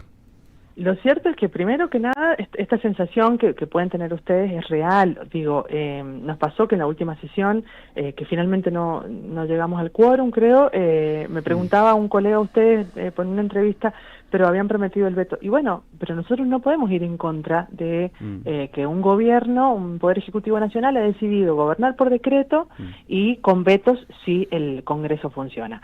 A partir de tener claro que esta es la realidad en la que nos paramos los legisladores nacionales, no podemos de ninguna manera dejar de lado la responsabilidad que tenemos, atender lo que está pasando en la sociedad, tratar de visibilizarlo y a partir de ahí trabajar, ¿no? Por ejemplo, antes de ayer, una de las últimas reuniones era en la Comisión de Cultura y llevamos casi 25 oradores que tienen que ver con el Instituto Nacional del Teatro, digo, y con todas estas políticas que a través del 345, el 346 han decidido desmantelar, desarmar y poder ponerle voz, cara, corazón a estas políticas públicas que parecen tan necesarias desde el ahorro, desde la economía puramente, pero que en realidad hacen también una economía de un país que contiene y que debe incluir a todos, no puede excluir a nadie. De la misma manera se trabaja en todos los temas que nos llegan al Congreso y que tratamos por lo menos desde ese lugar, que es por demás destacado, visibilizar y ponerle voz para toda la Argentina a esto que está pasando, ¿no? A partir de ahí hay infinidad de proyectos, infinidad de cosas que, bueno, nos cuesta muchísimo lograr los consensos para que esos proyectos vean la luz con su media sanción y a partir de ahí lleguen al Congreso para buscar. Pero esto no nos desmotiva, sino nos anima a seguir trabajando, ¿no? Mi pregunta no era inocente, digo, porque se viene octubre, se viene una elección legislativa y digo, si hoy en día con esta correlación de fuerzas es tan difícil llevar adelante los proyectos que todo el pueblo está pidiendo que se aprueben, como sostener el financiamiento universitario, bueno, una cantidad de cosas que se están trabajando, digamos, una buena elección del oficialismo lo que haría justamente es aún más trabar esta cuestión. Entiendo que también la creación de la agrupación tiene que ver con esto, con fortalecer y dar la posibilidad a hoy la oposición de que tenga un rol con más fuerza, ¿no?, para poder luchar por estas cuestiones. Así es, me ha sacado las palabras de la boca cuando empezabas a hablar, es real, o sea, de esto se trata, buscar espacios donde nos fortalezcamos, nos podamos estar en común unión, buscando acuerdos desde el diálogo y desde la discusión política que son sanas, y a partir de ahí poder construir propuestas que nos lleven a otro escenario que al que se vislumbra o al que prepara el oficialismo de cara a octubre, ¿no? Entonces, trabajar en orden a eso porque no sé qué sería esta Argentina si hay un triunfo aplastante del oficialismo, ¿no? Entonces, tratamos de trabajar en orden a eso en cada una de las provincias argentinas para que el Congreso de la Nación, que hoy, en definitiva, es uno de los órganos por el que se ejerce el contrapeso necesario del Ejecutivo, no quede en manos del oficialismo únicamente. Hoy son minoría ellos, aun cuando son oficialismo, y debemos tratar de apuntar a mantener las mayorías en la oposición. Totalmente. Bueno, Fabiola, muchas gracias por esta comunicación y quiero agregar, bueno, si hay algo que se puede ver qué pasa después de una revalorización en las elecciones, miremos lo que pasó después de ese exiguo triunfo en la ciudad de Buenos Aires, donde al día siguiente ya estaban atacando con todo, desde la ex ESMA hasta, digamos, todas las situaciones que sean. Entonces, digo, eso es lo que sucede cuando se le da un cheque en blanco a un gobierno que viene a arrasar con todos nosotros, ¿no? Y sin preparación. Esto es fundamental que lo tengamos en cuenta, porque se ve y se evidencia en cada una de las sesiones que tenemos. Entonces, tenemos que saber en manos de quién estamos poniendo los destinos de nuestro país. Gracias, Fabiola, por esta comunicación. Muchas gracias. A ustedes. Que tengan una hermosa tarde. Gracias, igualmente. 15-23, un asunto importante, ¿no? Eso de que después de un triunfo relativo en una elección legislativa en la capital federal, el Estado Nacional conducido por Javier Milei, como parte de una estrategia, hizo una semana arrasadora, ¿no? Sí. Digamos, si eso no ocurre de casualidad, yo discrepo con los que creen que el gobierno está improvisando. Tiene un plan que lo va ejecutando por partes y que adquiere ribetes de mayor virulencia cuando el salto de una elección les da una inyección de ánimo a sus principales dirigentes y ganan por un ratito la tapa de los diarios y la atención pública. Si fuera por la cantidad de legisladores, que era lo que estaba en juego, la discusión sería completamente otra. Y sin embargo ya ven cómo funciona este proyecto político. Aquellos que dicen que no, la gente se la banca y no protesta en las calles, por ejemplo.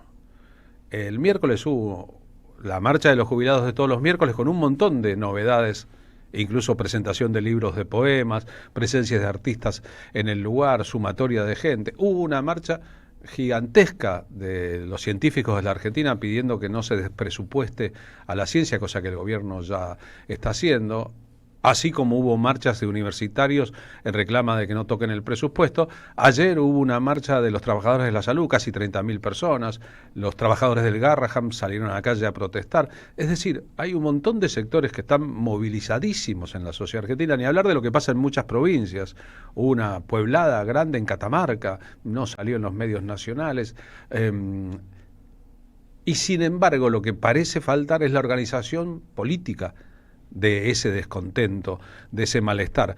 Al respecto, en las redes sociales hay una protesta y una propuesta que voy a compartir con ustedes para que la marcha del miércoles que viene de los jubilados incluya también, es decir, participan también los trabajadores del Hospital Garrahan, los del CONICET, los que están militando por la ley de emergencia en discapacidad, los transfeminismos, y que la consigna sea: contra el ajuste y la crueldad, unir las luchas es la tarea. La convocatoria es el miércoles 4 de julio, el miércoles que viene a las 16 en la Plaza de los Dos Congresos, es decir, a la misma hora de los jubilados.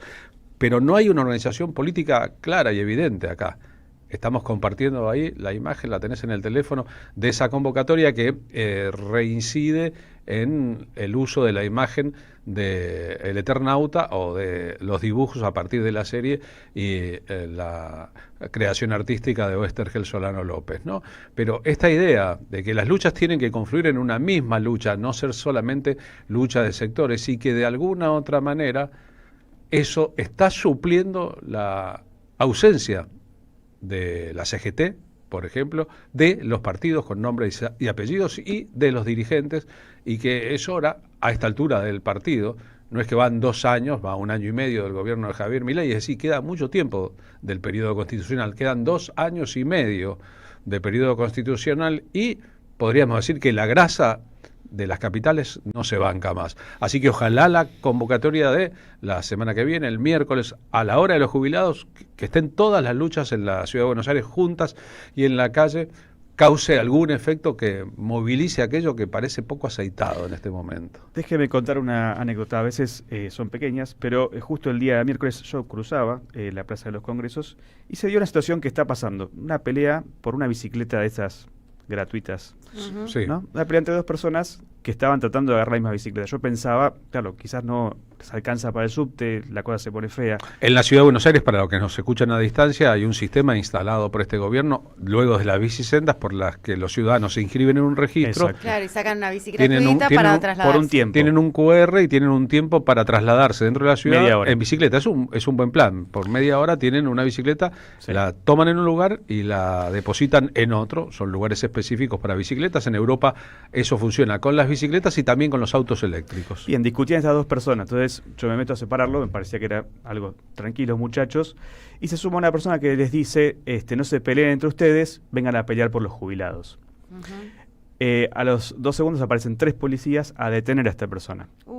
Y yo le digo al comisario, disculpe, ¿por qué lo va a detener? No, bueno, digo, no hizo nada ilegal, yo estoy testigo. El comisario me encara y me dice, tengo 30 años de comisario. Yo le dije, yo tengo 30 años de periodista. Así que usted acá no se lo va a llevar. No se lo llevó. Le retuvieron el documento y me quedé hasta que se fue. Pero es para mí un resumen de lo que sucede. 2 personas peleándose, que es horrible, por una bicicleta gratis. Entiendo yo que seguramente no tendrían para pagar el subte. Claro. Y un tercero que le dice, peleen por esto. Y la policía que se siente envalentonada para detener a una persona por decirle, vengan a pelear por los jubilados. Fuerte todo, ¿no? Y la moraleja también. ¿Y cómo se resolvió, digamos? Me fui con la persona que quería ser detenida hasta la puerta del subte. No hay motivo alguno para una detención. En realidad lo que quieren básicamente es amedrantar al que se exprese en público, ¿no? Además de lo que ustedes ven en la plaza, lo que los medios de comunicación transmiten, toda la zona está infestada de policías, algunos de uniformes y otros de civil, que interactúan con la realidad, por ejemplo, cazando personas que les parezcan que son agitadores. Después los tienen que liberar, no tienen ninguna causa, pero mientras tanto esa persona se come el garrón. Claro. Si lo cuenta, sus familiares le van a decir, che, no vayas, ¿para qué te metes? Si llega a quedar detenido por un tiempo, sumo un antecedente a su historia policial. Es todo un método de amedrentamiento. Es decir, cuando Javier Milei logra que la CIDE espíe a los periodistas con autorización y con presupuesto, lo que está haciendo es amedrentando a los que no siguen el tren, nos incluye eso de la lógica de su gobierno, para que tengan mucho cuidado. Y fíjense por dónde empezaron. Empezaron por el halconado Amun del Diario de la Nación. ¿Por qué? Porque se atrevió a publicar una nota revelando este procedimiento. Pero todos los que estamos en la sociedad argentina estamos en libertad bajo vigilancia en este momento. Y aquellos que damos la cara y hablamos en público y no nos quedamos callados, corremos el peligro de que en cualquier momento, con cualquier excusa, nos pase lo mismo que al señor que les dijo a los muchachos de la bicicleta: che, no discutan por esto, vengan a sumarse a los jubilados. Serú Girán. ¿Qué importan ya tus ideales?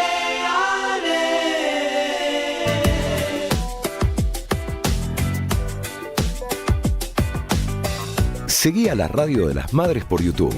Activá las notificaciones, dale like y suscríbete a nuestro canal. Somos Radio AM530. Construimos comunidad. Buscamos la verdad siempre.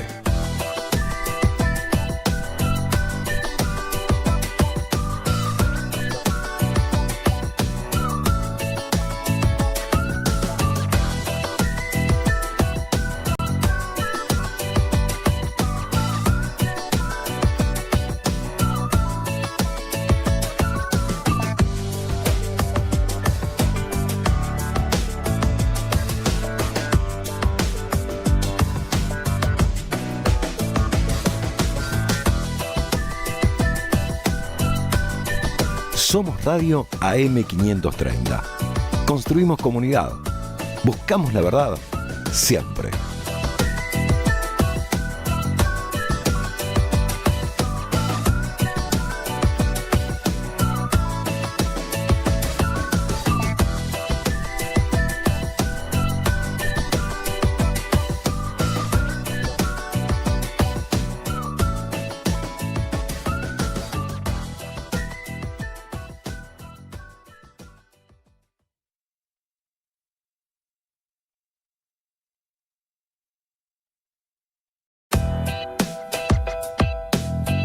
Seguí a la Radio de las Madres por YouTube. Activá las notificaciones, dale like y suscríbete a nuestro canal.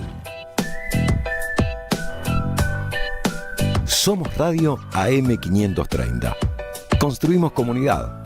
Buscamos la verdad siempre.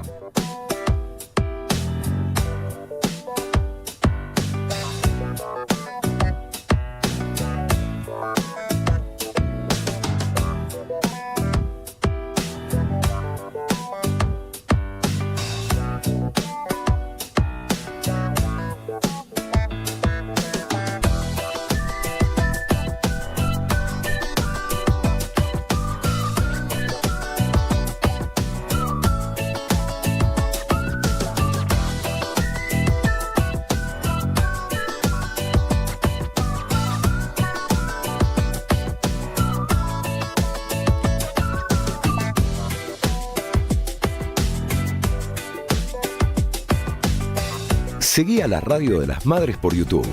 Activá las notificaciones, dale like y suscríbete a nuestro canal. Somos Radio AM530. Construimos comunidad. Buscamos la verdad siempre.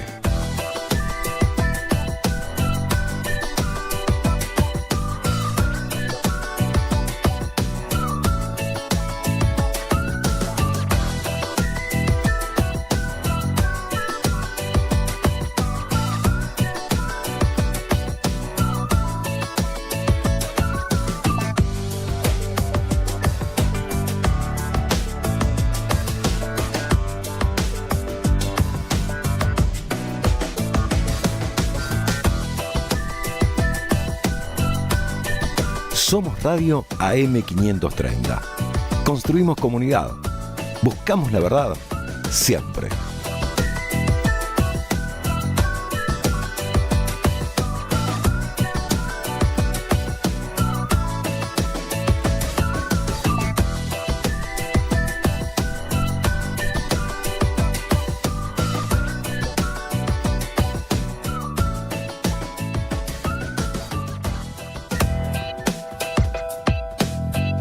Seguí a la Radio de las Madres por YouTube. Activá las notificaciones, dale like y suscríbete a nuestro canal.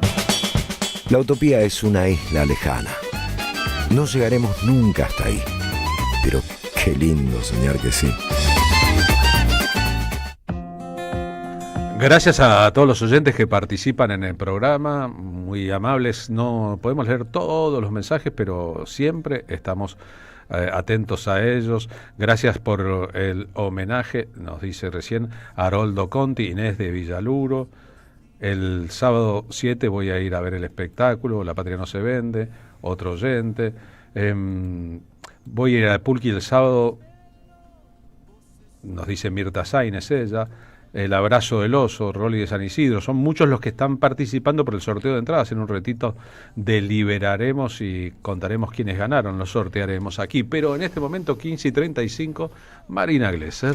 Bueno, te contaba, Carlos, y le cuento también a Pablo, que llegó después, que se estrena Carnada, que es la nueva obra de Susana Torres Molina, que actúa Ingrid Pellicori, Ana Higada y Carolina Guevara, y la dirección es de Cintia Miraglia. Desde este lunes 2 de junio, a las 20 horas en el Teatro Portón de Sánchez de Bustamante, 1034 en la ciudad de Buenos Aires. Las entradas están a la venta en Alternativa Teatral o en las boleterías del teatro. Para eso vamos a conversar sobre esta obra que se llama Carnada con Susana Torres Molina, que es la autora de la misma. Hola Susana, Marina te saluda junto a Carlos y Pablo Hacker desde la M530 Somos Radio, la radio de Madres. ¿Cómo andás? Muy bien, muchas gracias por invitarme. Estoy saliendo de una gripe, pero bueno, ahora estoy bastante mejor. ¿Qué tal, Marina? Tanto tiempo, y Carlos también. Hola, ¿cómo va? ¿Quién no está saliendo de una gripe? Qué gusto saludarte, hace mucho que no te veía y qué bueno que estés estrenando esta nueva obra de teatro. Un poco habla de unas mujeres que son niñas, que son víctimas, que también tienen dentro de su mismo relato narrativo, mientras sucede la obra, a su propio victimario. ¿Es así? Más o menos es así. Yo lo que quería un poco investigar algunas... Me gusta ahondar en la escritura cuando tengo preguntas que me hago, ¿no? En este caso, una de ellas era cómo es la mujer que vive con un victimario, ¿no? Con un asesino, que es su marido, su pareja, entonces, ¿qué pasa ahí? ¿Hasta qué punto es cómplice? ¿Hasta qué punto decide ignorar? ¿Hasta qué punto decide ignorar para no tener que mover todo lo que ha logrado, el status quo? Me acordaba de esa película Zona de Interés, ¿no? La alemana. Muy buena. Es muy, muy interesante. Y también, bueno, muchas cosas que una ha oído sin llegar a ser algo criminal, pero cuántas mujeres no quieren saber de dónde viene la plata de que trae el marido, no quiere saber si hay alguna denuncia de abuso, las desestima y más que nada por no mover algo de lo que ya está ahí armado y que siente que sola no va a poder. Entonces, un poco eso, esta mujer que comparte la vida y vienen estas niñas, mujeres, porque no tienen una edad muy precisa, a enfrentarla a ella con una realidad, ¿no? En donde, bueno, aparece la negación, por supuesto, muy firme, pero bueno, que también se va resquebrajando. Y ellas vuelven también en esto de la obra no es realista, ¿no? Tiene algo medio espectral, medio fantasmal, porque me interesaba también trabajar en este lugar donde se vuelve para tratar de entender, para buscar una reparación, para vengarse. Y me interesó algo que decía Mariana Enríquez, que los fantasmas, supongamos que estas niñas, mujeres fueran fantasmas, vuelven una y otra vez, y hasta que no se soluciona algo, hasta que algo no cambia, siguen volviendo, ¿no? Eso es una teoría muy, muy aceitada dentro de lo que es el espiritualismo, la gente medium, o la gente que puede convivir con ciertas personas que no están en la materia, en lo material, pero sí que están en otro plano, ¿no? Exactamente, y a veces también podríamos dudar si esos fantasmas, bueno, Mariana Enríquez ha hecho un montón de cuentos sobre este tema, ¿no? Y le ha ido muy bien. Digo, también pueden ser generados por la propia culpa o el propio remordimiento, ¿no? Que uno genera esos fantasmas. Shakespeare también ha trabajado muchísimo con ese tema. Bueno, esa es un poco la situación de ellas tres. El hombre no aparece, el hombre ya está, lo han apresado, pero ellas dos que se aparecen en la casa de esta mujer y bueno, todo se empieza obviamente a trastocar mucho. Y también me interesaba también trabajar el tema de la complejidad, ¿no? Que es algo que siempre me interesa mucho de los seres humanos, en donde no hay una esencia y un hombre puede ser muy amable, cariñoso, como ella dice que lo es él, ¿no? Y que es no tiene ningún reproche y no le tiene miedo y ha sido el hombre que ha compartido su vida y que la ha cuidado y mimado inclusive, el mismo que de pronto comete actos tremendos. Y eso también es algo que vemos mucho.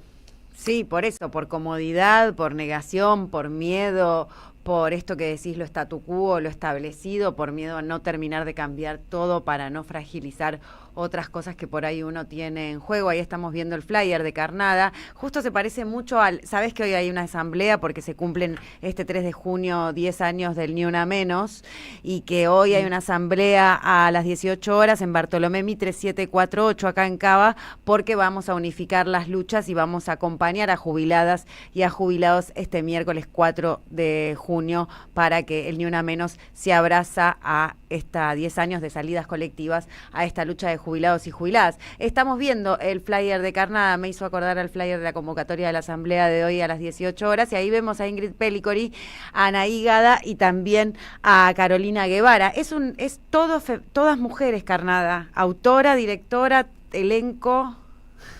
Sí, salió así. Salió así. Bueno, yo escribí 3 personajes femeninos y me interesó que Cintia dirigiera la obra.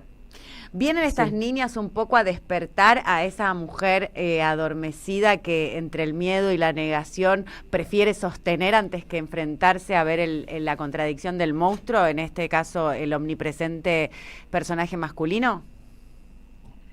Sí, por supuesto, la aparición de ellas es algo que trastoca mucho todo y además ellas vienen con una actitud de venganza, ¿no? De venganza, de querer recuperar lo que este hombre les quitó, pero después, bueno, se van transformando también todo eso.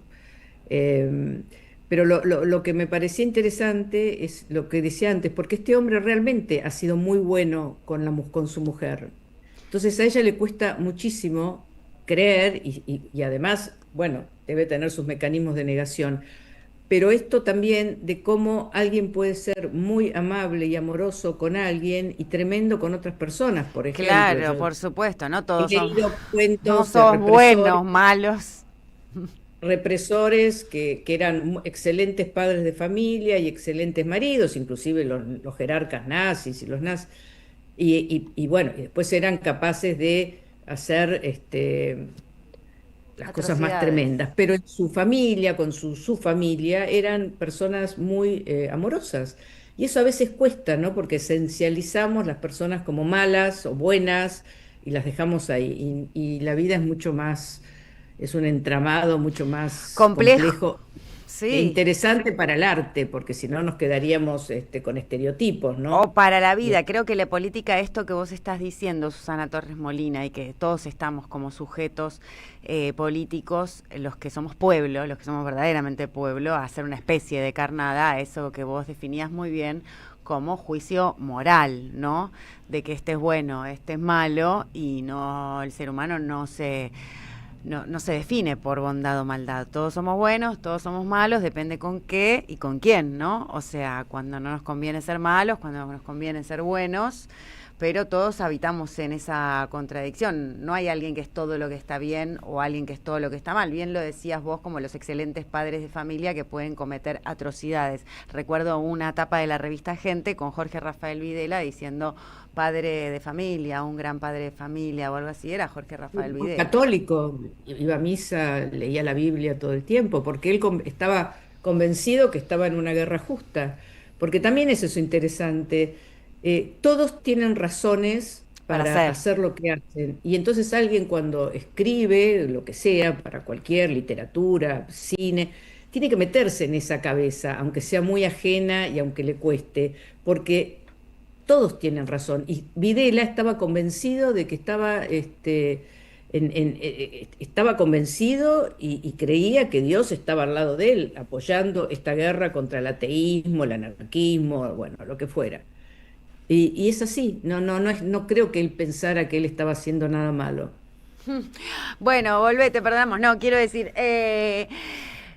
un poco uno a veces entra en una contradicción bastante punitivista, si se quiere, de condenar a priori esos actos tan de violencia pasiva que tienen esos hombres que parecen ser muy buenos y que en la contracara tienen esas dos víctimas espectrales que Encarnada, tu obra que se estrena este lunes en el Teatro El Portón de Sánchez, vienen un poco a querer despertar a esa señora bien tratada por este hombre y son víctimas o sobrevivientes, porque ese también es otro rol de la mujer que un poco en estas asambleas que estuvimos teniendo de cara al 3 de junio del Ni Una Menos, es donde ponemos al rol de la mujer damnificada por el patriarcado, por los machismos, por los micromachismos y por lo que está establecido como natural o se naturaliza en un orden social que, bueno, que obviamente habla de la división del trabajo y habla de los roles que tenemos las mujeres culturalmente, pero que están totalmente asimilados, ¿no? Gobiernan los señores, gobiernan varones blancos, cis, heteropatriarcales, las mujeres a la cocina, al arte, al baile, al canto, a la fotito, ¿no? Como todo a un lugar más, si te dijera, maileable o conducible, ¿no? O un lugar a donde se puede controlar, porque el hombre necesita controlar. Bueno, ese es el patriarcado. El control, en donde, bueno, en el patriarcado también actúan muchas mujeres, ¿no? Digamos la verdad también. Pero yo creo que mujeres que necesitan lo establecido, el statu quo, que tienen miedo de pelear contra que el hombre controle, porque el hombre maneja la plata. Y tienen un cargo político y de pronto son, mira, por ejemplo, Patricia Bullrich. Tienen un cargo político, belicosas, beligerantes. Pero son violentas, belicosas, cero compasión, cero empatía. Mirá lo que hace con los jubilados. Entonces, hablemos que una cosa es el machismo, pero el patriarcado, hay muchas mujeres que cuando adquieren poder se transforman en peor que los hombres también. Pero a mí me parece bien esto de decir yo he sido víctima de esta situación. El tema es no quedarse en yo soy víctima como un título, ¿entendés? Porque eso es muy despotenciador. Y culpabiliza todo lo que lo rodea a uno. Digo, si yo soy víctima, todo aquel es mi opresor o mi culpable. Y además ya te quedás como con un título que justifica todo. Bueno, yo soy víctima y ya está.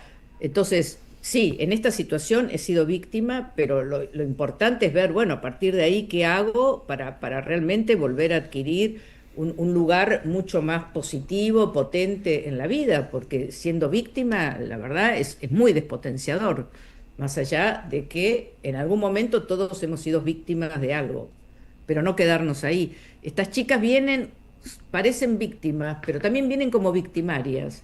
Entonces los roles se van también alternando. A mí no me gusta hablar mucho victimario acá, víctimas acá. Se van como entrelazando, porque ellas vienen a vengarse, o sea, no son dos niñas que vienen llorando, pero bueno, después hay un juego ahí que las cosas se empiezan a modificar, pero ellas vienen como victimarias también. Es muy interesante. Es muy interesante además el elenco, ¿no? Ingrid Pellicori, Anaí Gada y Carolina Guevara, 3 actrizazas muy potentes que en escena la deben descoser, junto a la dirección de Cintia Miraglia. Carnada, Carlos, vas a ir el lunes 2 de junio a las 20 horas en el Teatro Portón de Sánchez de Bustamante 1034. Estamos hablando con la dramaturga Susana Torres Molina, autora de varias obras. Lo tengo claro. Muchísimas gracias por haber participado del programa, Susana. No, muchas gracias a ustedes. Los espero. Dale, un que beso termines grande. de mejorarte. Gracias. Hasta luego. Susana Torres Molina con nosotros. Un montón de historias que contar, de verdad. Somos Radio. AM530. Deja tu mensaje en nuestra línea de oyentes de WhatsApp. 11 3200 0530. En 2025 vení a los talleres de Lecuni. Música, actuación, coro, tangos, cuentos, teatro, percusión y mucho más para compartir en familia. Acordate, en 2025 los talleres de Lecuni te están esperando. Informes e inscripción, informes.ecuni@gmail.com y seguinos en Facebook, Espacio Cultural Nuestros Hijos, y en Instagram, @ecuni. Ética, poder y tecnologías, redes sociales e inteligencia artificial desde el sur global. El nuevo libro de Verónica Sforcin, ganador del premio ensayo Pensar Nuestra América con categorías propias. Conseguilo en librerías y en edicionessicus.com.ar. Ediciones Sicus. Libros para una cultura de la integración. El sabor que te acompaña es Café Bantú. El aroma en la mañana de Café Bantú. Bantú. Auspiciaron la tarde con Carlos Polimeni.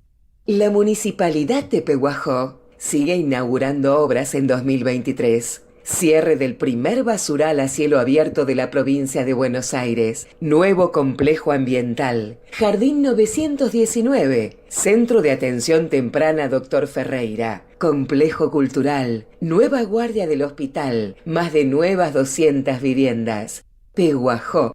Gestión Pablo Javier Zurro.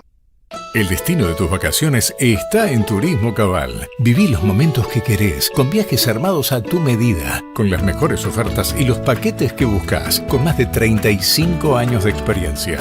Entra en www.turismocabal.com.ar y encontrá las vacaciones que necesitas. Turismo Cabal, seguridad en viajes.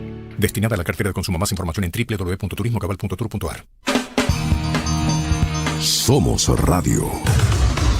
AM530. La tarde de la radio es con Carlos Polimeni.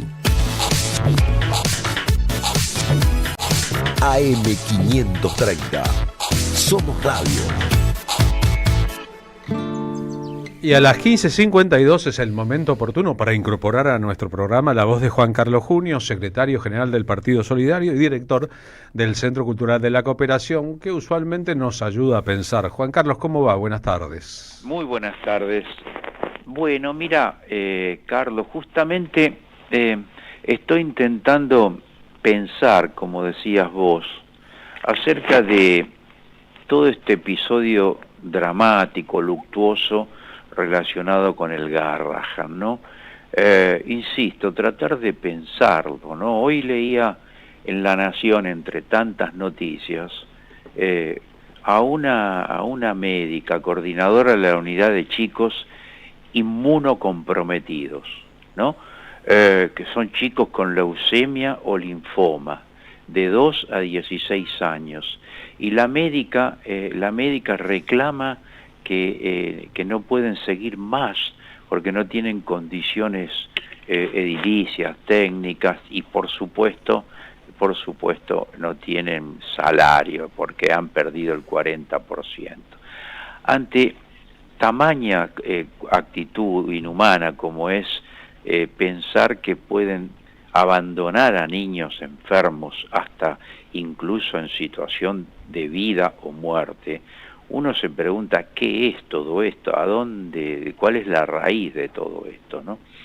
Y bueno, seguramente la respuesta debe ser compleja, yo no aspiro en un minuto en darla, ¿no? Pero creo que nos lo tenemos que preguntar, ¿no? La audacia, la temeridad, la pérdida del humanismo más absoluto, la utilización, yo diría, de la respuesta simple y falsa frente a un dilema como este. Yo creo que siguen con esta idea de culpar de todo a las víctimas, en este caso a los médicos y los trabajadores, quienes serían unos truchos que son vagos, se roban el salario y que representan de algún modo el mal, en este caso los médicos y los trabajadores. En cambio, el gobierno del presidente Milei, este vocero suyo, Adorni, en fin, son algo así como los que encarnan el bien, son cruzados de una causa contra el mal que son todos los demás, ¿no? Lo mismo de algún modo hacen con legisladores y con periodistas, ¿no? Con una suerte de mesianismo. En fin, intento, Carlos, en un minuto, tratar de desentrañar algunas cosas de la conducta de este gobierno frente a cosas como esta, para tratar de que la sociedad, de que nuestro pueblo, en fin, comprendamos entre todos mucho más y podamos entonces reaccionar defendiendo principios de solidaridad y de humanismo, que en definitiva se expresan luchando, ¿no es cierto? Pero bueno, quería suscitar este costado de este gravísimo conflicto del Garrahan, ¿no? Es verdad, nosotros somos los de la solidaridad y la empatía con los otros, y enfrente está el equipo de los que carecen de solidaridad, creen que todo se gana por uno mismo y carecen de empatía con el resto de la raza humana. Gracias, Juan. Chao, Carlos. Juan Carlos Junio, que además fue diputado nacional, es diputado nacional con su mandato cumplido, el ganador de las 2 entradas para ir a ver El invierno del oso en el Centro Cultural de la Cooperación, en la sala Osvaldo Pugliese, el 7 de junio, no este sábado, sino el siguiente, es Rubén, DNI concluido en 383. Mientras Juan Carlos decía esto, Milei hace un ratito habló en un canal muy amigo de él, por supuesto, y la respuesta a lo del Garrahan fue: los K inventaron ñoquis y te acusan de insensible por desarticularlos. Bien. Es el nivel de desconexión total con lo que está sucediendo. Es buenísimo. Lo peor de eso es que mucha gente termina creyendo que es así, y fíjese el modo de titular de los medios de comunicación al respecto, sí. Dándole derecho a esa idea. Ese no es el problema del desfinanciamiento del Garrahan. Eso está claro, pero hicieron lo mismo con las universidades. Quieren más presupuestos, pero se chorrean la guita. Quieren más presupuestos, pero hay no. Que quieren. Es un discurso que cala en un sectorcito de la sociedad. Les quiero decir a los oyentes, contarles a los oyentes respecto a un pequeño episodio que ocurrió ayer en el programa, ¿no? Ayer estuvo aquí con nosotros el percusionista cordobés, que el 6 de junio va a presentar un nuevo espectáculo en Buenos Aires, Minino Garay, y en el desarrollo de una nota que fue como de media hora y en cuyo marco ocurrieron un montón de cosas, en un momento él hablando de Estados Unidos y las críticas posibles, etcétera, incluyó a China, dijo: a mí no me gustan los chinos y yo tampoco gusto de ellos porque los chinos y qué sé yo. Muchos oyentes que reaccionaron y se enojaron y tal vez pretendían que yo discutiera al respecto con Minino Garay, y la verdad es que no estamos acá para discutir con un percusionista política internacional. Si estuviera un experto en política internacional, Atilio Borón, pongamos en el programa, ¿no? Y dijera: a mí no me gusta cómo toca el bombo Domingo Cura, yo no me trabaría en una discusión con Atilio Borón sobre cómo toca el bombo Domingo Cura. Si tengo un percusionista que toca bien la percusión y dice algo sobre China, no me voy a involucrar en una discusión sobre China. Yo sé qué pienso sobre China y qué pensamos la mayoría, y qué pienso sobre Rusia y qué pensamos la mayoría, y no hace falta ni aclararlo.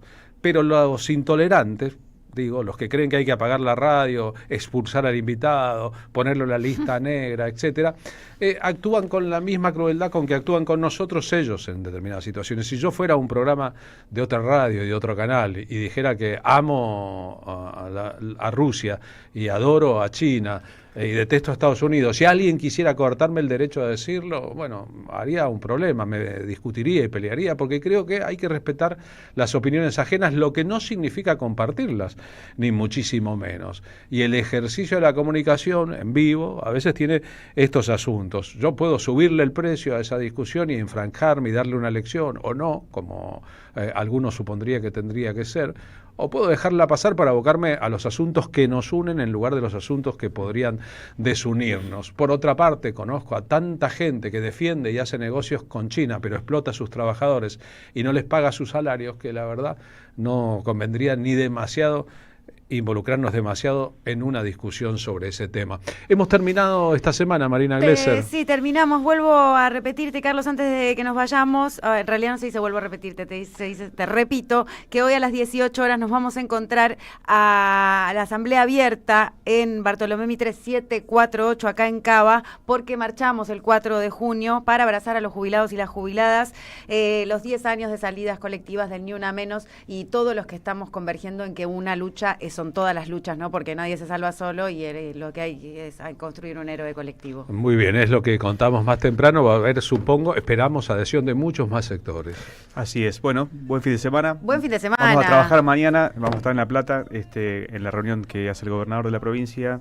La provincia de Buenos Aires, un gran encuentro de Axel Kicillof y su fuerza política. Así estaremos cubriendo todo lo que sucede.